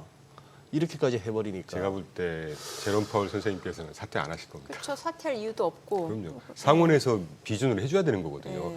뭐 이렇게 패드의 의장을 속대편으로 자르고 임명하고 하는 거는 대통령이 대통령령으로 할 수도 있겠지만 최종 의결은 상원에서 해줘야 되는 겁니다. 아시겠지만 미국의 상원은 우리나라 대법원 역할을 하는 곳이거든요. 대통령이라도 함부로 거기 건들 수가 없는 조직입니다. 거기는. 예, 상징적인 5월까지 거고. 임기가 뭐 보장이 되니까. 내년 5월이니까. 예. 그때도 우리 그런 대화 나왔죠. 만약에 한다? 소송하겠죠. 5월까지 충분히 가지 않겠습니까? 네네. 실익이 없는 게임은 트럼프 저는 안 할 거라고 확신하고 있어요. 그러니까 자꾸 날리기만 하는 것이죠. 대신 이제 차기 연준 의장을 조기 임명하면은 이제 힘을 좀 빼고 뭐 아무래도, 이런 식인데 그리고 예. 그렇다고 해도 제롬 파월 혼자 금리 정책 결정하는 거 아니잖아요. 12명인가 11명인가 FMC 위원들이 하는데 그분들이 얼마나 그 지금 근데 보우먼 부의장 보면 입장이 바뀌었고 약간씩 바뀌었잖아요. 최근에 3명만 바뀌었습니다. 예, 예. 보우먼과 오스탄 굴스비, 크리스토퍼 월러. 물론 굴스비도 바뀌었어요. 예. 그 오스탄 내용, 굴스비도 예. 전통적 이름 매파였죠. 굴스비는 그래도 비둘기 쪽이었죠 원래. 제가 하여튼 예, 아, 하여튼 네, 그래서 어떻게 요 바뀌었는지 준비하셨으니까 그거 예, 보면서 예. 말씀해 주세요. 뭐 예. 글들이 많으니까 그냥 요약해 예, 설명드리면 예, 예. 최근에 비둘기파로 바뀐 게 미셸 보우먼 연준 부의장이고요. 오스탄 굴스비 시카고 패드 총재가 제가 알기로 조금 매파였던 걸로 알고 있는데 워낙 사람들이 많으니까. 왔다. 네. 예. 근데 요번에 바뀌었다는 거 알고 있고 크리스토퍼 월러는 또 사실은 이 전 회기차 전까지만 해도 올 연초까지만 해도 원래 이분이 좀 매파였던 분입니다. 매파적인 멘트를 날렸던. 네. 그런데 이제 좀 물론 이제 크리스토퍼 월러 같은 경우는 한 세 분이 지금 차기 연준 의장 물망에 오르는 그 중에 하나이기 때문에 뭐 정치적인 멘트가 아닐 거라고 생각하지만 하여튼 영향은 좀 있겠죠. 이 세 분이 하는 얘기는 지금 경제가 조금씩 균열이 있는 내용이 있는데, 그러니까 상황인데 왜 이거 노동시장이든 뭐든 균열이 이미 균열할 때까지 기다리려고 하니 미리 인하를 시키자. 네. 이런 입장이고 여전히 매파적인 입장 나머지 대부분의 분들은 이거 관세 문제다. 관세 문제이기 때문에 이거 섣불리 올리면 안 된다. 기다려봐야 된다. 그럴 수 있는 게 지금 미국 경기가 아직은 탄탄하다. 그러니까 좀 더 기다려보자. 뭐 이런 입장인데 저는 그러니까 이것만 보더라도 대부분의 그 총재 뭐 저 지역 연은 총재라든가 그 패드의 이사라든가 이런 분들이 아직은 매파로 간다는 것 측면에서 보면 표결하는 거잖아요. 네. 그래서 우리가 점도표 중요하진 않지만 항상 보는 것이고. 근데 뭐 제롬 파월이 아무리 매파로 그 비둘기파로 돌더라도 이분들이 제롬 파월의 말 따라서 할까? 저는 그렇게 생각 안 하고 있습니다. 오죽하면 점도표에서 가장 위점은 아마 제롬 파월일 거다라는 얘기가 있을 정도로 예, 지금 이런 상황이면. 근데 저는 이런 스탠스를 가야 된다고 봐요. 예. 정치적으로 흔들리기 시작하면 그렇죠. 이 금융정책이라고 해요. 돈이라는 거는 아무리 대통령이 뭐라고 해도 얼마나 빠르고 현명하지 않습니까? 돈이라는 게. 예. 그거를 기준을 잡아주는 게 배드인데 배드마저 흔들리려고 한다. 사실 저는 트럼프를 좀 이해하려고 하는 입장이지만 네. 한번 그 말씀 드렸던 것 같아요. 유일하게 한두 개 포인트 정도 제가 동의할 수 없는 알겠습니다. 자꾸 제롬 파월을 흔들려고 하는. 네. 자, 오늘 국내 증시를 확인해 보죠. 개장합니다.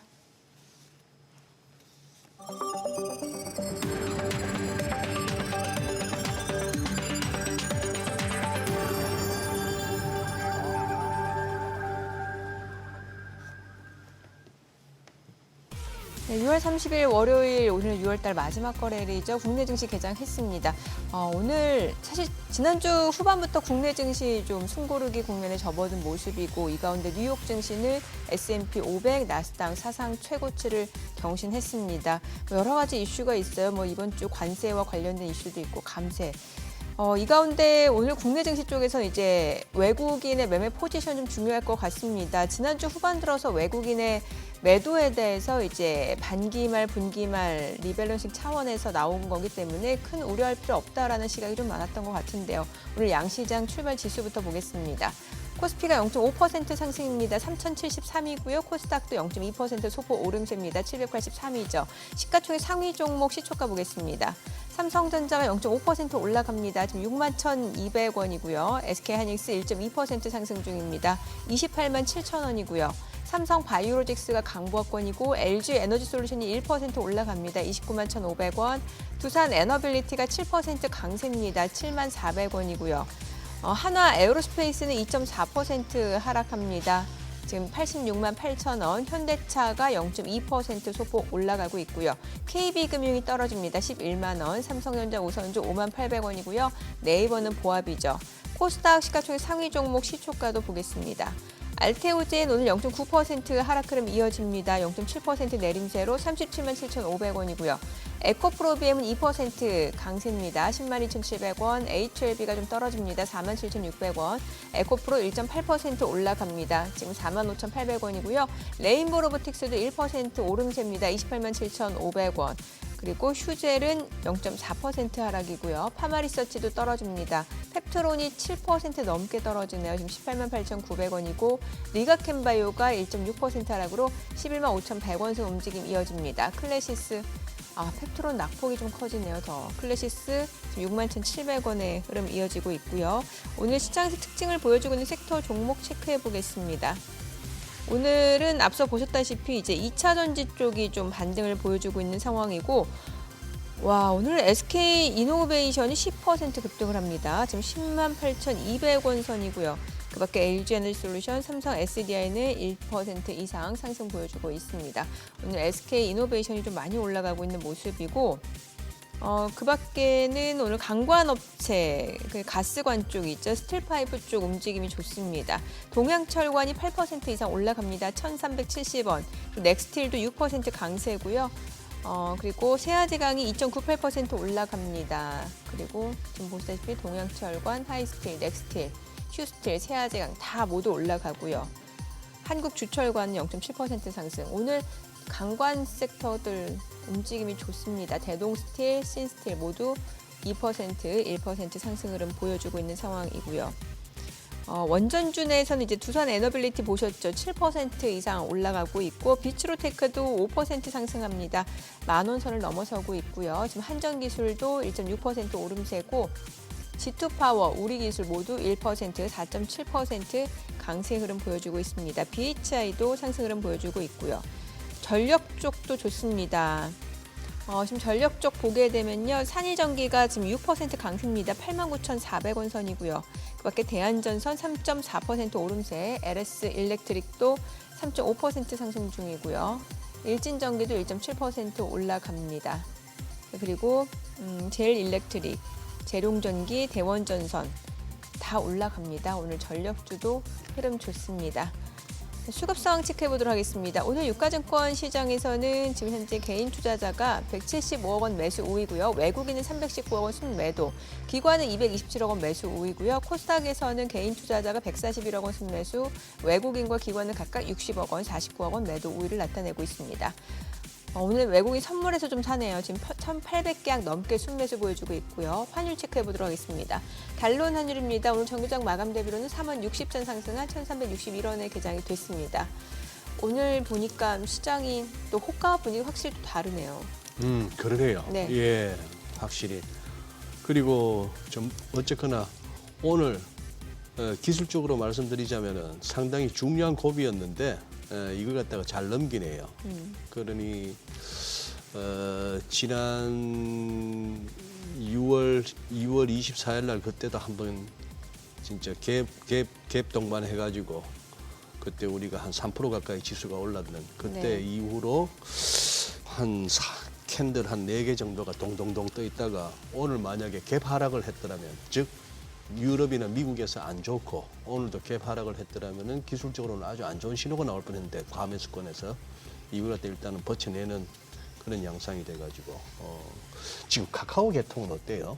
아, 네이버 카카오요? 예. 네이버는 보합이고 카카오도 강보합권이에요. 강보합권이고 네. 그러니까 순환매가 엄청 빠르긴 해요, 사실은. 두산에너빌리티는 아무래도 아까 그 뉴스가 어느 정도 강세. 좀 작용한 것 같은데요. 아무래도 산업부 장관의 예, 그렇죠. 예. 후보자 그 두산 에너빌리티 지명됐다는 사장. 거 하니까. 예. 그리고 아까 호가 불러주시는 중에 귀에 들어오는 종목이 SK 이노베이션. 급등하고 있어요. 예. 예. 이 종목은 묘한 그게 있습니다. 사이클이 있습니다. 어떤 사이클이요? 한번 이렇게 한번 뭐 해보시는 분들은 이 종목을 갖다가 눈여겨 보시는 분들은 이 사인 코사인 곡선처럼 요 일정한 기간이 있어요. 네. 일정한 기간이 있어서 지금은 또 타이밍상 오를 때다 하는 그런 얘기들을 하시는 분들을 좀 봤는데 한 종목을 갖다가 오래 보시는 분들의 네. 이제 그 촉이죠. 그리고 나름대로 한번 이렇게 흔들리는 모습이더니만 결국 그 사이클대로 가는 느낌 뭐 네. 그런 것도 있어서 참 여러 가지 어떤 그 주식하는 데 있어서는 막 테마 내지는 그런 걸로 쫓아다니는 것도 있겠지만 자기 본인이 이렇게 관심 있게 계속해서 지켜보고 그 회사에 대해서 공부하고 있는 사람들은 또 그렇게 또 투자하시는 분들은 있더라고요. 저 보시면은 지금은 저 6개월 흐름만 나왔습니다만 전체 흐름을 볼 것 같으면 제가 드리는 말씀 이해가 갈 거예요. 그런 종목들이 가끔 있거든요. 네. 이렇게 오르는 시간, 오르다가 내리는 시간, 이 전체적인 시간이 계속해서 비슷하게 가는 그런 종목들도 없잖아 있더라고요. 그런 점에서 재밌네요, 저거는. 근데 보니까 SK이노베이션 같은 게 여러 가지 이슈가 있긴 하네요. 이슈도 많아요, 지금 이럴 때. 예. 그러니까. 그 뭐 SK 엠무브 음, 그 IPO 철회했잖아요. 그래서 지분 매입을 결정했다는 이슈도 있고. 예. 그래. 설마 네이버 쪽에 무슨 뭐 IPO 얘기는 없죠? 네이버요? 예. 저는 뭐 아직 예를 들어서 모르겠는데. 들은 얘기 없죠. 예. 모처럼 이제 네이버 시세 나는데 그런 얘기 좀 안 나왔으면 해가지고 뭐 좀 갈만한데 또 뭐 쪼개서 무슨 그 와중에 돈 될 만한 걸 또 이렇게 나눌까봐 아, 이게 진짜 트라우마 내지는 노파심입니다. 안 오히려 그랬으면 쪼개기 상장 이슈는 카카오 쪽이 더 많았죠. 그랬죠. 예. 뭐 저기도 아직도 더 쪼갤 거 있을 것 같은데 카카오 이모티콘, 네? 카카오 이모티콘, 카카오 택시, 뭐 어쨌거나 뭐 예. 쪼갤려면 또 안 쪼개겠습니까? 예. 아니 저기 뭐야 미국 얘기할 것 같으면은 아까 이제 스태그플레이션 같은 그런 무시무시한 용어 함부로 쓰지 말자 주의인데 우리 이충강 대표님은 살짝 이제 저 미시간대 소비 심리 지수 이런 것도 보니까 개선되는 느낌이에요. 네, 지난주에 물가도 1년, 5년 기대 물가도 5.5에서 4.2가로 떨어졌고 그러니까 장기, 단기 물가 공이 기대 물가 떨어졌고 기대 심리 지수도 또 많이 올랐고요. 그렇죠. 아니 그러면 뭐가 겁이 나지? 겁날 게 하나도 없는데. 이제 그 연준 아니 지금 저 금리 관세 대충 이렇게 해서 뭐 타코 하다 보면은 뭐 관세도 어영부영 할 거고 지정학적 위기 대충 뭐 봉합됐고 근데 이제 패드가 보는 가장 중요한 물가인 것 같습니다. 물가. 예, 관세로 인한 물가가 분명히 발현이 될 텐데 네. 이게 그 영향력이라든가 얼마나 크게 얼마나 길게 발현될지는 아직 시작을 안 한 거니까 그걸 이제 한 7, 8월까지는 적어도 봐야 돼. 지금 이런 심산이 그렇죠. 것 같습니다. 예. 저 역시도 그게 맞는 것 같고요. 그런다면은 7, 8월까지는 물가 지표 보자 했으면은 설령 이번에는 금요일이 아니고 목요일 날 발표됩니다만 고용지표가 좀 뭐 실업률이 오른다거나 그 좀 일자리 창출해서 좀 준다고 해서 당장 7월 금리 인하 이러기도 좀 그렇잖아요. 네, 그래서 7월 금리 인하 가능성이 아직은 그렇게 많이 안 낮아진 것 본다. 같고요. 그러면 이거는 뭐죠? 오늘 대표님 설명해 주시려고 한 것 중에 네. 아니 일본이 관세 때문에 대미 수출 가격을 갖다가 자동차 수출 가격을 20% 넘게 낮췄다고요. 그러니까 아니 관세를 맞았는데 왜 가격을 낮추죠? 그러니까 많은 걸 대표하고 있는 것 같아서 제가 오늘 재밌어서 갖고 왔는데요. 기업이 마진율을 축소하는 그런 걸 감내하고서라도 그 그렇죠. 현지에서 소비자들 수요를 마켓 쉐어를 네. 잃지 않겠다는 겁니다. 그렇군요. 결국 자기들이 수출 가격을 낮춤으로써 관세 두드려 맞았을 때 기존의 그 가격 경쟁력을 잃지 않겠다 이렇게 봐야 소비자 되네요. 입장에서 마켓 쉐어를 잃지 않겠다는 거고 우리가 얼핏 생각해보면 수출 금액을 지금 한 25% 낮췄다는 거니까 가격을 한 25%만큼 낮췄다는 거지 않습니까? 네. 같은 기간 동안에 원엔 환율을 보면요. 한 10에서 15% 올랐습니다, 또. 그러니까 엔화가 비싸졌으니까 25%만큼 가격을 낮춰도 15에서 단순히 산술적으로만 봐도 네. 10에서 15만큼은 또 세이브를 하는 거 아니겠어요? 네. 그러니까 한 10% 낮춘 거예요, 효과가. 이 정도 낮춰서 우리가 손해가 한 10% 보더라도 마켓 쉐어를 잃지 말자. 결국 이 전략인 거죠. 네. 오펙도 마찬가지 아니겠습니까? 네. 몇 년 전부터 원래 가격 가지고 막 이런 표현이 어떻게 들릴지 모르겠지만 좀 장난을 쳤다가 그 미국에서 쉐일 오일 펌프 막 퍼내고 중남미에서 막 유전 개발되고 이러니까 가격 갖고는 아이고 이거 가격 갖고 우리가 지배력을 못 갖고 가겠다. 마켓 쉐어 전략으로 가면서 막 증산을 해버리면서 이제 쉐어를 갖고 그 똑같은 것 같아요. 그러니까 관세라고 하는 게 우리가 연초만 해도 막 관세 때문에 전 세상이 난리가 날 것처럼 얘기를 했고 뭐 서플라이 체인 자체가 완전히 정말 붕괴될 것처럼 얘기를 했고 꼭 그렇지만은 않은 케이스 아닌가 하는 생각을 하고 있습니다. 네, 그래요.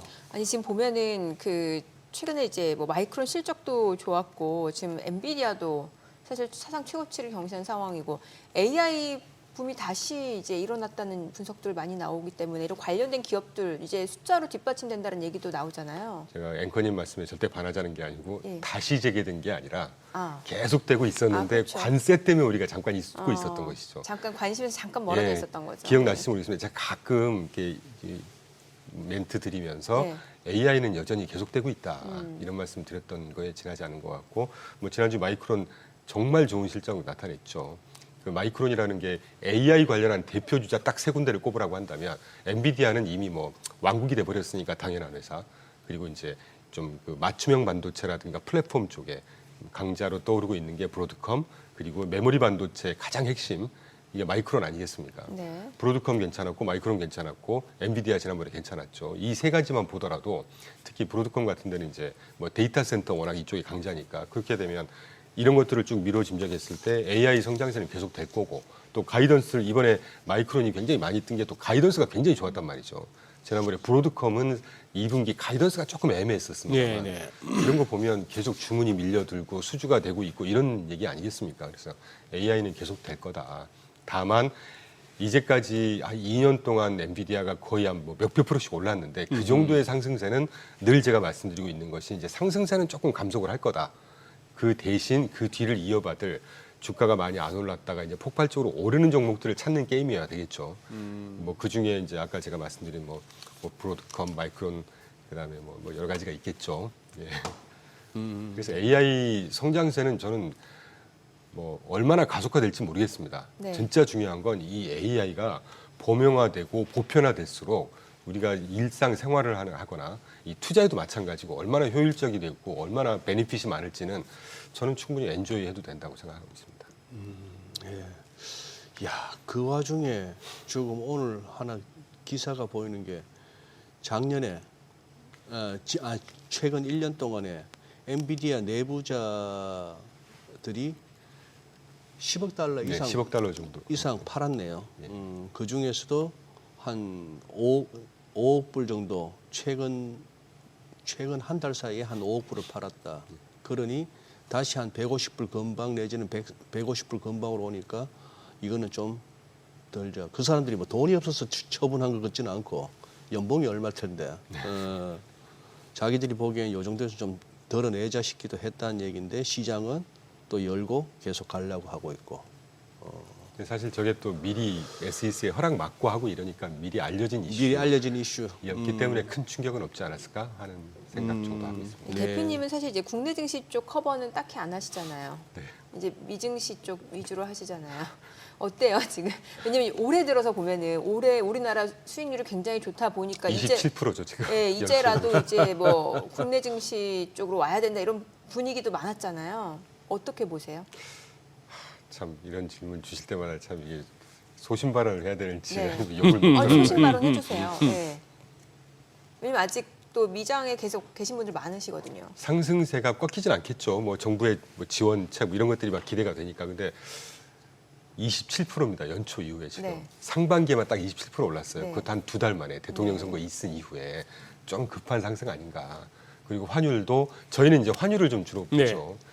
저는 1,350원 정도가 이제 환율의 저점 정도라고 봤는데 항상 1,360원 깨지고 막 보이면 올라오고 하는 것들이 이제 그런 것들을 보면 여기서 막 과거 2개월 동안 있었던 상승세는 사실 조금 무리 아닐까 하는 생각을 하고 있고 미국뿐만이 아니고 한국도 이제 기대감 이제까지 눌려왔던 거 올랐다면 이제 펀더멘털을 확인해야 되겠죠. 네. 펀더멘털이 뒷받침이 되면서 오르는 게 진짜 그게 상승세가 아닌가. 그렇죠. 우리가 계속 미국 시장을 지금 보고 있는 이유가 미국 시장을 계속 우리가 펀더멘털 논하고 하는 이유가 다 그런 거 아니겠습니까? 그런 것들을 똑같이 좀 잣대를 봐야 되지 않을까 하는 생각 정도로 말씀을 드리겠습니다.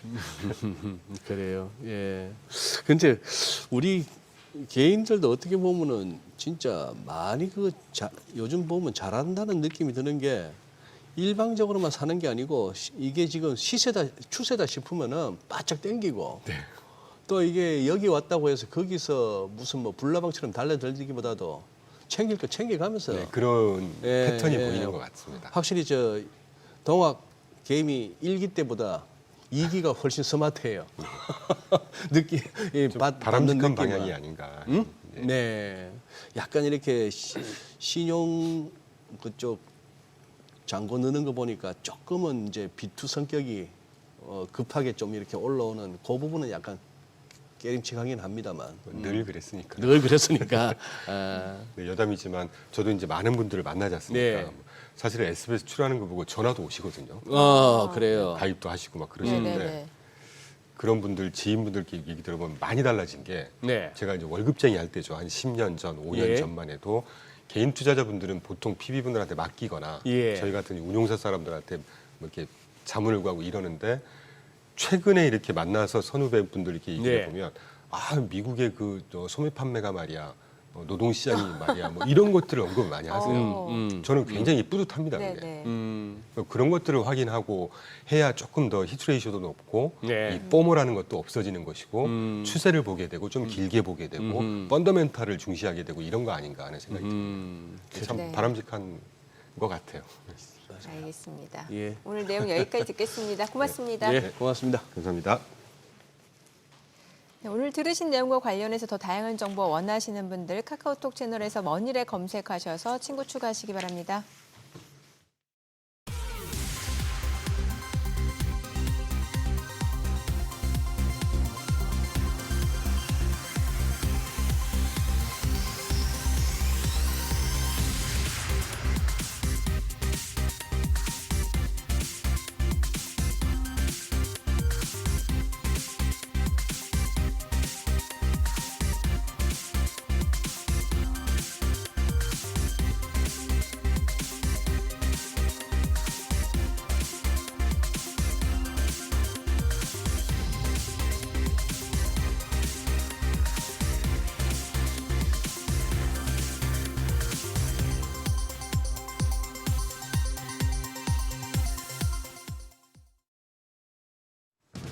이 시각 시황입니다. 현재 국내 증시 양대 지수 혼조를 보이고 있습니다. 코스피는 3거래일 만에 반등합니다. 0.5% 가까이 오르면서 3,071포인트 가리키고 있고요.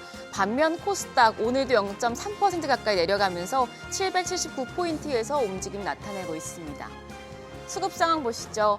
유가증권 시장 오늘도 외국인은 팝니다. 524억 원의 팔자 포지션 취하고 있고 반면 기업가는 900억 원 가까이 사들이고 있습니다. 이런 가운데 개인 오늘은 249억 원 매도 우위 기록 중입니다. 코스닥 시장 보시죠. 코스닥 시장에서는 메이저 수급 주체의 양 매도가 이어집니다. 외국인이 244억 원 팔자 포지션 취하고 있고 기관 역시 금액은 소폭이지만 33억 원의 매도 우위 기록하고 있습니다. 이런 가운데 개인만 홀로 398억 원 순매수 중입니다. 등락률 상하이 업종입니다. 오늘은 석유와 가스, 기계, 전기 장비 업종이 상승률 상위권에 위치해 있습니다. 반면 비철금속, 우주항공과 국방, IT 서비스 쪽은 하락폭이 큰 것으로 집계됩니다. 그럼 시장을 주도하는 테마 종목별 시세 체크하겠습니다.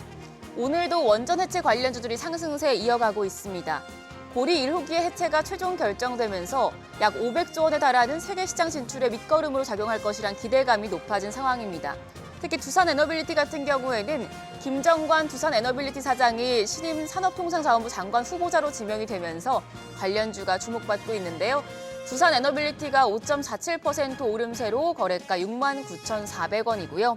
우리기술이 8% 가까이 상승합니다. 4,775원.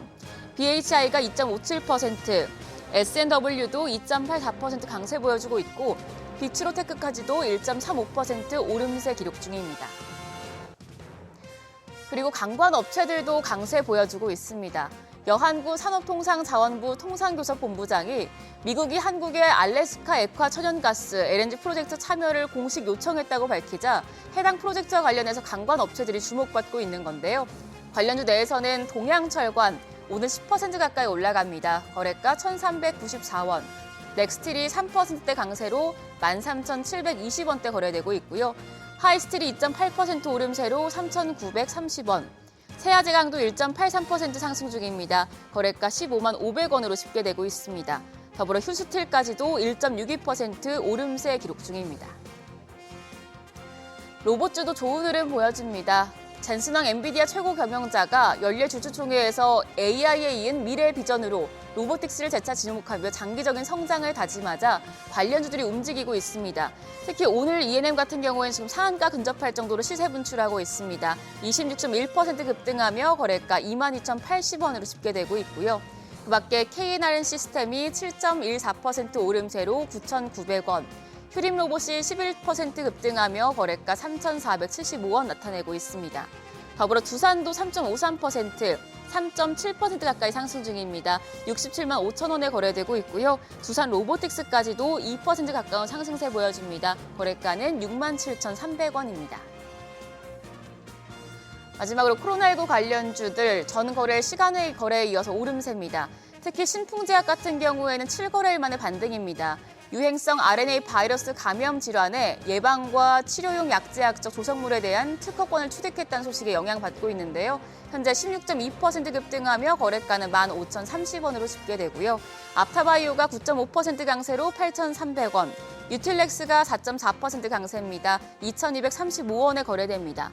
더불어서 SK바이오사이언스도 2%대 강세, 헤어젠도 1.53% 오름세 기록하고 있습니다. 일단 오늘 좋은 흐름 이처럼 이어진다면 코스피 26년 만에 상반기 최고 상승률 달성할 전망인데요. 장중에 흐름 유지될 수 있을지 외국인 매매 동향 쪽으로 예의주시해 보셔야겠습니다. 지금까지 시장 상황 전해드렸습니다. 한 주간 외국인과 기관이 가장 많이 순매수한 종목 살펴보는 투자자 순매수 탑5 시간입니다. 파죽지세로 오르던 코스피가 지난주 3년 9개월 만에 3,100선을 돌파했습니다. 한 달 새 18%나 급등했는데요. 이에 차익 실현 압력이 커지면서 최근 숨고르기 양상을 보이고 있습니다. 특히 증시 랠리를 이끈 외국인 투자자들이 매도세로 돌아섰는데요. 그런 가운데서도 순매수한 종목들 살펴보도록 하겠습니다. 먼저 외국인은 지난 한 주 동안 유가증권 시장에서 삼성전자, SK하이닉스, SK이터닉스, 삼성전자우, 그리고 하이브 순으로 가장 많이 사들였는데요. 최근 외국인 투자자들은 반도체 업종을 주도주로 점찍고 거센 매수세를 보이고 있습니다. 지난 3주 연속으로 SK하이닉스와 삼성전자를 순위권에 올라왔는데 이번엔 삼성전자가 1위를 차지했습니다. D램 가격이 뛰고 있는 데다 하반기에 6세대 고대 역폭 메모리인 HBM4의 양산 전망이 나온 덕분인데요. 그러면서 증권가에서도 목표 주가를 상향 조정했는데 이에 힘입어 삼성전자의 주가도 지난주 6만 원 선을 유지하면서 마감했습니다. 이어서 SK하이닉스가 지난주보다 한 계단 내려오면서 2위를 차지했습니다. 이처럼 지난 한 달 동안 외국인 투자자들은 코스피 종목 가운데 SK하이닉스와 삼성전자를 가장 많이 사들였는데요. 이 둘이 1, 2위를 차지한 건 지난해 6월 이후 1년 만입니다. 이 같은 외국인 자금 유입 속에 SK하이닉스와 삼성전자는 이달 들어서만 각각 39.85%, 9.07% 올랐는데요. 향후 전망을 살펴보면 둘 모두의 긍정적인 의견도 있지만 한편으론 엇갈리기도 합니다. 증권가에선 삼성전자의 실적 컨센서스가 1분기와 유사할 것으로 전망했는데 전통 메모리 가격의 상승 흐름에도 2분기 달러원 환율이 지난 분기 대비 내리면서 영업이익 개선에는 한계가 있을 것이라고 평가했습니다. 또한 2분기가 스마트폰 비수기라는 점을 감안하면 파운드리에서 적자를 내고 있는 삼성전자로선 미들맨이 부족하다는 분석인데요. 반면 SK하이닉스는 HBM의 D램 매출 차지 비중이 이미 50%를 넘어서 이번 분기 실적이 역대 최고치를 기록했던 지난해 4분기를 넘어설 가능성이 크다고 설명했습니다.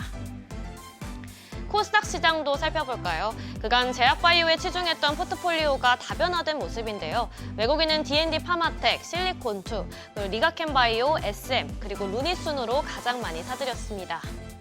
그렇지만 1위는 여전히 바이오 기업이죠. D&D 파마텍이 올랐는데 최근 퇴행성 뇌질환 치료제 개발 관련 임상 성과 기대감이 이어지는 가운데 글로벌 제약사와의 협업 가능성이 부각되면서 주가 상승 탄력이 커졌습니다. 또한 대사 관련 지방 간염 치료제가 국가 신약 개발 사업 과제로 선정되면서 향후 기술 이전 등에도 속도가 붙을 것으로 보이자 매수 규모를 더욱 키운 것으로 분석됩니다.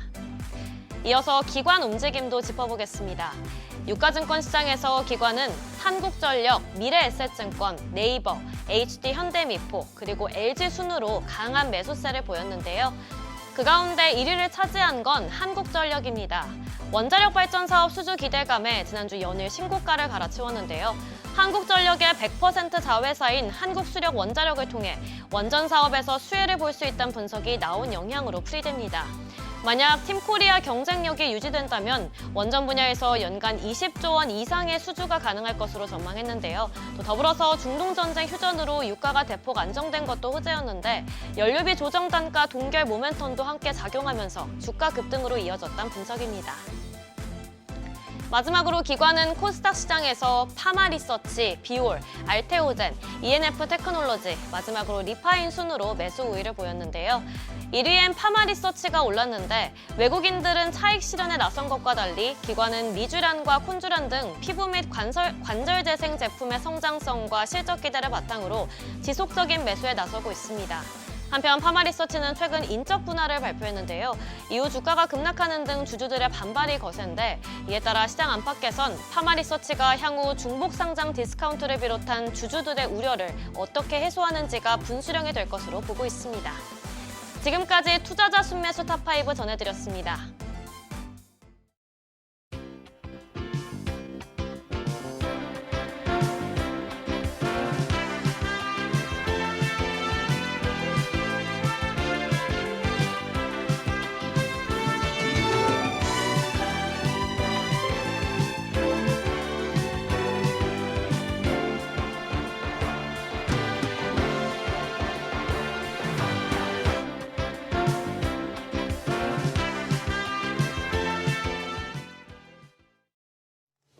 정부가 AI 산업 육성과 재생에너지 대전환을 예고하면서 태양광, 풍력은 물론이고 원전까지 주목받고 있는데요.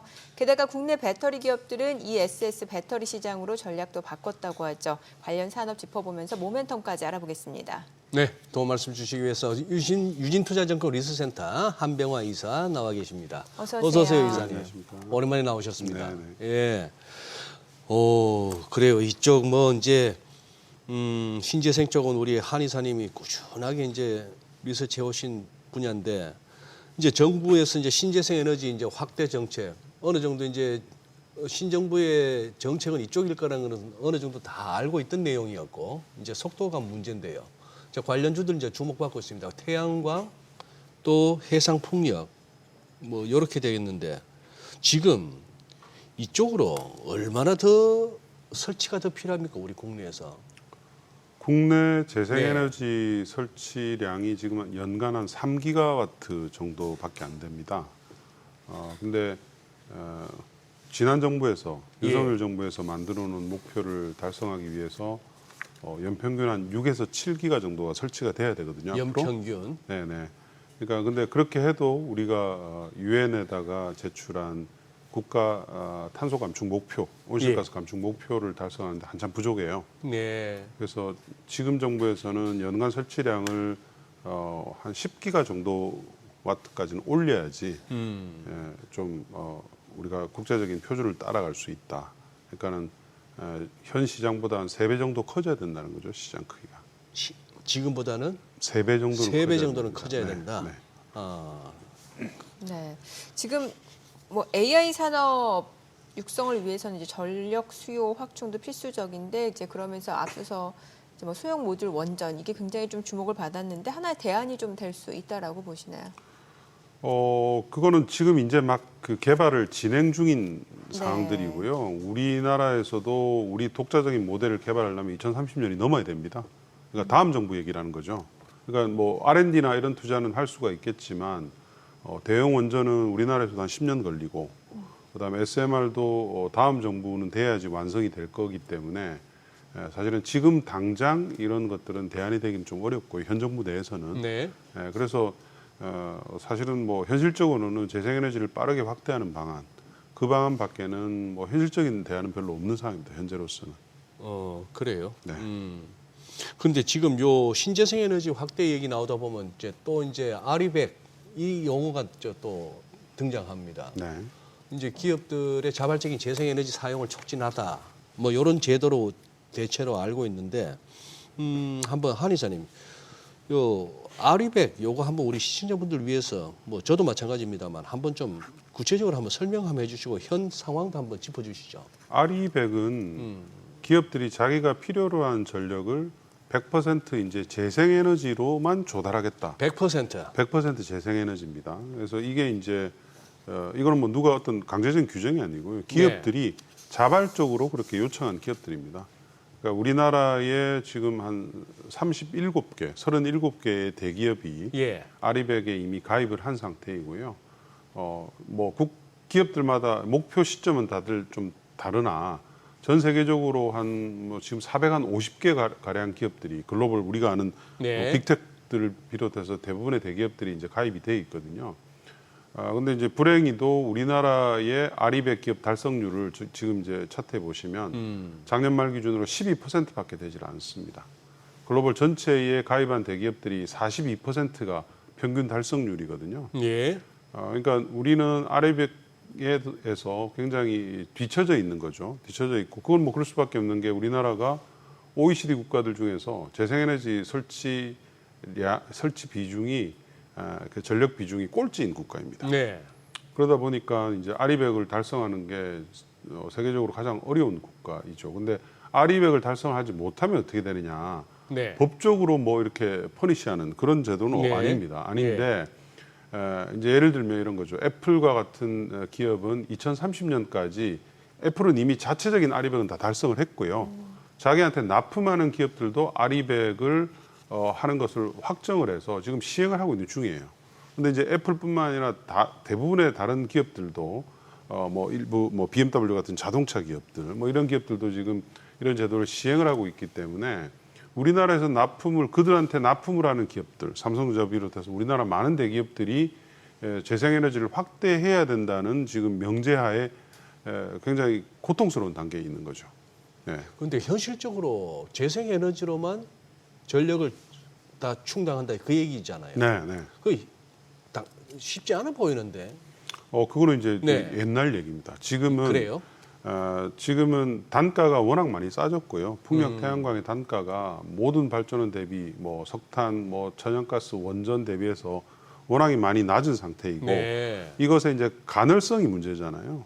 중간에 끊기니까 예. 그거를 이제 보충하기 위한 게 ESS죠. 아하. 그래서 배터리가 워낙 지금 단가도 싸졌기 때문에 배터리 ESS와 풍력 태양광을 합친 그 단가 자체가 천연가스 발전보다 더 쌉니다.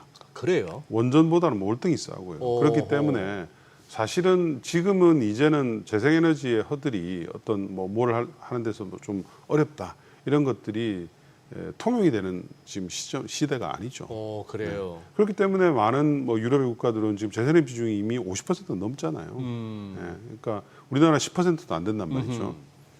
그러니까 너무 이제 우리가 수출로 사실은 먹고 사는 국가인데 네. 이런 글로벌 표준들을 따라가지 못하면 우리 산업 전체가 위험해지는 지금 그런 국면에 와 있습니다.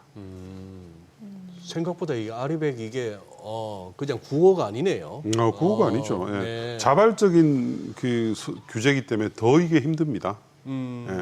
그러니까 어떤 국가나 그 글로벌이 이렇게 딱 한 거면 이게 정치적으로 타협이 될 수가 있잖아요. 중간에 좀 어렵다 그러면 좀 후퇴하기도 하고 이러는데 이거는 각 기업들이 내가 그냥 알아서 하겠다 이렇게 해서 그 자기들이 스스로 하는 거기 때문에 사실은 후퇴하는 게 더 어렵습니다. 이건 좀 다른 결의 이야기는 될 수 있겠습니다만 그 원전의 필요성을 주장하시는 분들은 원전 같은 경우 이제 탄소 배출이 없고 그렇고 지금 신재생 쪽으로만 모든 전력을 감당할 수 없기 때문에 원전도 계속해서 좀 가져가야 된다라는 주장이 있잖아요.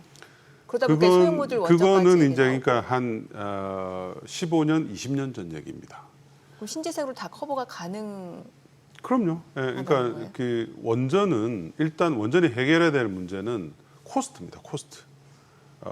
생애 주기의 발전 원가를 우리가 LCOE라고 하는데 이 LCOE 자체가 주요 국가들, 미국과 유럽 같은 국가들 보면 미국은 한 3배 정도 비쌉니다. 풍력과 태양광에 비해서 원전이요? 코스트가. 유럽은 그 정도는 아니지만 한 30-40% 정도 비쌉니다. 원전의 코스트 자체가. 그래서 그렇기 때문에 그 재생에너지 설치가 급증하고 있는 거고요. 그 끊김 아까 제가 이제 가널성 얘기를 했잖아요. 네. 그 가널성을 지금 잡기 위한 우리가 ESS 산업이 굉장히 많이 단기간에 발전해 있죠.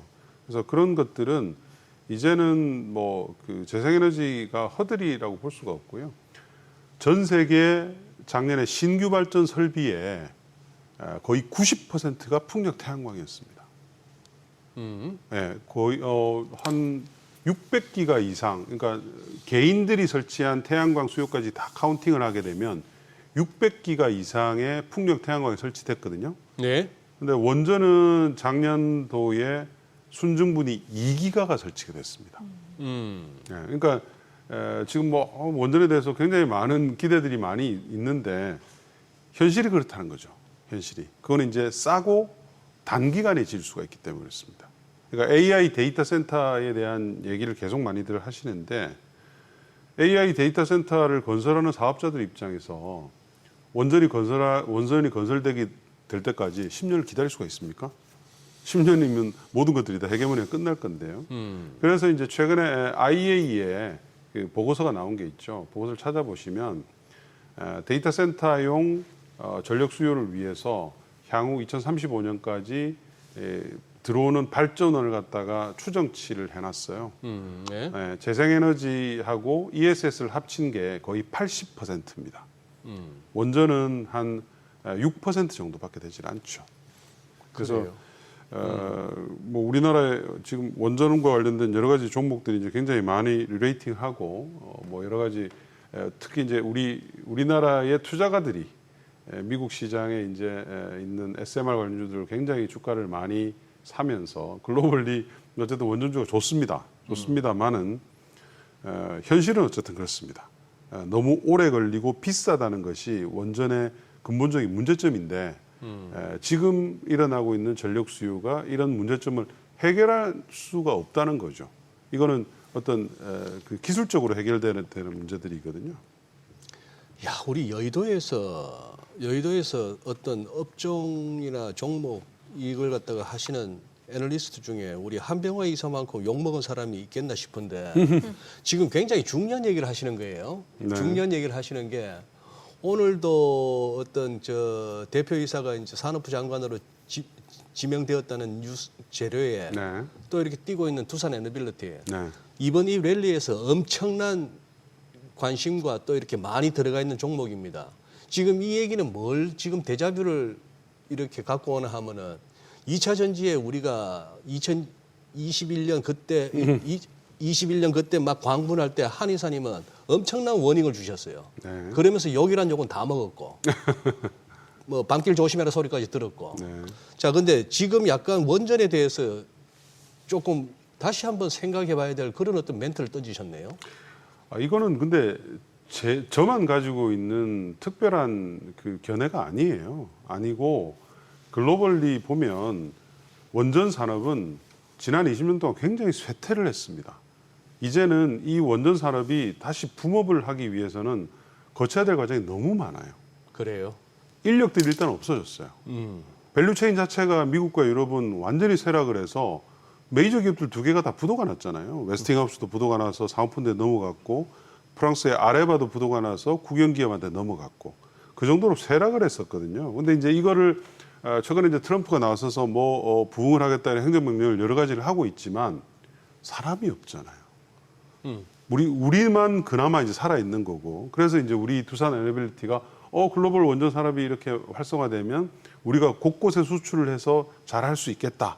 이제 이런 기대감이 있는 거죠. 그런 기대감은 이해는 됩니다. 왜냐하면 국내만 그래도 어느 정도 살아남아 있거든요. 네. 근데 이제 문제는 뭐냐면 아까 말씀드렸지만 원전이라는 것이 원가 경쟁력을 가져야 되고 너무 오랜 기간에 걸쳐서 건설될 수밖에 없다는 이 허들을 넘어야 됩니다. 이 허들을. 근데 이 허들을 넘는 것은 사실상 그 쉽지가 않아요. 원전의 코스트는 지난 한 20년 동안 계속 우상향을 했거든요. 우상향을 했어요. 왜냐하면 안전에 대한 코스트가 일단 늘어납니다. 주요한 사고들이 여러 건 있었잖아요. 그걸 이제 보완하기 위한 설비 투자가 계속 됐었고, 그 다음에 원천적으로 폐기물 이슈는 왜 아무도 생각을 안 하죠? 영구히 보관해야 되는 폐기물이 계속 누적이 되잖아요. 태양광은 폐기물 안 나옵니까? 태양광은 리사이클이 가능하잖아요. 태양광이나 풍력은 수명이 끝나고 난 뒤에 대부분 다 리사이클을 합니다. 리사이클을 하는데 원전이라는 것은 리사이클이라는 개념 자체가 방사능이 저감될 때까지만 기다리는 거예요. 기다리는 거고 그 폐기물은 영구히 보관해야 되죠. 10만 년 동안 최소한. 그래서 이런 이슈들 때문에 사실은 원전이 지난 20년 동안 완전히 마이너하지도 않죠. 1년에 순증간분이 2기가에서 몇 기가밖에 되지도 않는데, 근데 이제 지금은 이제 모든 것이 이제 기대감입니다. 기대감인데, 두산 에너빌리티 이슈는 여러분들이 조금 착각을 하시면 안 되는 게 이재명 정부는 에너지 정책을 기후에너지부에서 담당하게 됩니다. 신설이 되잖아요. 기후에너지부가. 네. 기후에너지부는 산업부의 에너지 기능을 가지고 옵니다. 예. 그래서 환경부에 있는 기후 기능하고 합쳐서 하기 때문에 지금 현재 산업부는 에너지와 관련된 기능이 없게 되는 거예요. 그래서 두산 에너빌리티의 사장이 산업부의 장관을 맡는다 하더라도 그 사람이 맡음으로써 내가 원전을 육성한다 이런 거는 아니라는 거죠. 그래서 그 점은 꼭 좀 아셔야 되고요. 그리고 두산 에너빌리티의 김정관 사장은 원래 기재부 출신입니다. 기재부 출신의 국제금융 전문가거든요. 두산에 가서 물론 뭐 한 7년 정도 일은 했지만 그걸 가지고 이제 원전에 대해서 현 정부가 되게 부스팅업을 하는 정책을 할 거다. 이런 이제 기대는 그건 좀 잘못된 기대입니다. 물론 탈원전을 한다. 탈원전 하겠다. 이런 거는 안 하겠다고 이미 이재명 정부가 얘기를 했잖아요. 네네. 그래서 그런 점은 아니나 그 인사를 가지고 원전에 대해서 되게 뭔가를 좀 좋게 보려고 생각한다는 것 자체는 저는 좀 그래요. 난센스입니다. 알겠습니다. 저는 그러면은 이제 그 폐기물과 관련해서는 사실 태양광도 분명 이슈가 있긴 있어요. 보면은 뭐 중금속이라든지 아니면은 뭐 부지 이용도 그렇고 그리고 안정적으로 뭔가 좀 전력 수급이 필요할 때 그래서 이제 원전이 좀 그 부분을 뒷받침하는 것도 있고 뭐 말씀 주신 이제 원전 같은 경우는 또 기간이 오래 걸리니까 그래서 대체제로 나온 게 이제 소형 모듈 원전 얘기까지 나오고 있는 거 아닌가. 거라는 생각이 들어서 과연 신재생만으로 빠르게 이게 100% 다 대체될 수 있을지에 대해서는 좀 회의적인 시각도 분명히 있지 않습니까? 100%는 조금 위험하죠. 예. 근데 그 순간순간 부족한 부분을 메꿔주는 게 이제 천연가스 발전소가 있고요. 그리고 뭐 여러 가지 또 다른 저장 장치들이 많이 있습니다. ES 우리가 아는 BES뿐만 아니고 많이 있고요. 원전의 비중은 제가 봤을 때는 2050년 정도 되면 지금 정도와 같이 한 뭐 9에서 10% 정도 글로벌리 전력량의 그 정도에서 그냥 유지될 것 같아요. 네, 유지될 것 그래요. 같고 알겠습니다. 자꾸 이제 뭐 태양광 폐기물 얘기를 많이 하시는데 네네. 많은 국가들이 태양광을 1년에 뭐 미국은 한 40기가, 유럽 50기가, 중국은 몇백 기가 이렇게 설치를 합니다. 태양광 폐기물 이슈가 그렇게 아주 그 크리티컬한 이슈였다면 할 이유가 없는 거죠. 그런데 태양광도 그렇고 풍력도 그렇고 이미 웬만한 것들은 다 리사이클 할 수 있는 기술들이 이미 다 있습니다. 알겠습니다. 한 이사님 모처럼 나오셨으니까 그 정도 하고 2차 전지. 뭐 2차 전제는 오늘 다루지 마십시다. 우리 주주분들 속만 타시니까 속만 상하시니까 그냥 2차 전지로 팔자 핀 사람은 한 몇 명 있죠. 그 사람들 빼고는 다 대한민국에. 아니 근데 지금 한 이사님의 설명을 들으면서 제가 이제 약간 의문스러운 거는 지금 그럼에도 불구하고 시장이라는 것은 굉장히 앞서가는데 왜 하나솔루션, CS윈드, OCI 홀딩스 얘들이 지금 안 움직이죠? 주가가. 그건 미국 때문에 그렇지 않습니까? 미국이 트럼프 자체가 재생에너지에 대해서 굉장히 부정적인 정책을 계속 내고 있고 네. 바이든 때는 좀 아니었었죠. 그럼요. 바이든은 지원하는 정책을 계속 냈고 트럼프는 이제 계속 부정적인 정책을 계속 내고 있기 때문에 시장이 마치 재생에너지 시장이 붕괴될 것 같은 그런 이제 불안감이 있는 거죠. 그런데 트럼프 1기 때도 똑같았지만 미국의 풍력 태양광 시장은 결과적으로 트럼프 1기 때 가장 사상 최고치를 기록을 했어요. 예. 왜냐하면 제가 이제 계속 말씀드린 원가 경쟁력이 낮고 단기간에 건설할 수 있는 게 풍력 태양광밖에 없다 보니까 그 상황은 변하지 않는다는 거죠. 근데 그때도 똑같았습니다. 트럼프 초기에 풍력 태양광 종목들이 안 좋았죠. 안 좋았다가 중간선거 끝나고 난 뒤로부터 기록적인 주가 상승을 했잖아요. 10배씩 다 올랐습니다. 그러니까 지금은 트럼프 1기 초기와 비슷한 국면이기 때문에 부정적으로 너무 생각하시는 건 맞지 않다. 오히려 투자 기회를 좀 보시는 게 좋을 것 같다. 저는 이제 그렇게 판단하고 있습니다. 태양광 모듈 다 중국 쪽에서 많이 생산하잖아요. 그건 괜찮은 거예요. 뭔가 정치적인 종속 우려 이런 건 없는 거예요. 우리나라에 태양광 모듈에 중국 업체들이 많이 들어와 있죠. 가격이 싸니까 네. 많이 했는데 그거는 현 정부에서 좀 조정을 해야 됩니다. 중국산이 못 들어오게끔 어느 정도 여러 가지 뭐 산업 기여도를 한다든지 옛날에 문재인 정부 때 그렇게 했습니다. 네네. 그렇게 해서 국내 하나솔루션이 그때 국내 수요가 많았었죠. 그러니까 지금 그걸 이제 바꾸면 될 것 같고요. 뭐 해상풍력은 이미 이제 그런 정책들이 네. 이미 들어가 있는 상태입니다. 짧게 한전은 요새 한전 주가 급등은 뭐가 제일 크게 작용한 것입니까? 여러 가지 이유가 있겠지만 아무래도 이란과 미국의 어떤 그런 갈등이 어느 정도 봉합이 되면서 에너지 가격이 하락을 했잖아요. 그게 이제 컸고요. 그리고 그보다 더 중요한 것은 과거 정부가 보면 한전의 전기료를 계속 억눌러 왔잖아요. 네. 예, 억눌러 와서 그게 이제 한전의 지금 대규모 적자의 가장 큰 이유인데 이재명 정부는 일단 그렇게는 하지 않겠다고 이미 얘기를 하셨어요. 예, 그러니까 사실 지금 같으면 원재료 가격이 낮아져서 오히려 전기요금을 조금 인하할 수 있는 국면에 있는데 인하를 하지 않거든요. 그러니까 그 말은 적정한 이익을 계속 보장을 해야지 에너지 전환 관련 투자를 할 수 있기 때문에 그 이슈가 있었고요. 최근에는 원전 이슈가 이제 같이 이제 포함이 돼 있죠. 한전이 이 원전 수주를 뭐 몇십 조를 할 수 있다 이런 이제 기대감이 이제 있어서 이제 올라갔다고 볼 수가 있겠습니다. 알겠습니다. 오늘 예. 여기까지 듣겠습니다. 내용 잘 들었습니다. 네, 고맙습니다. 감사합니다. 고맙습니다.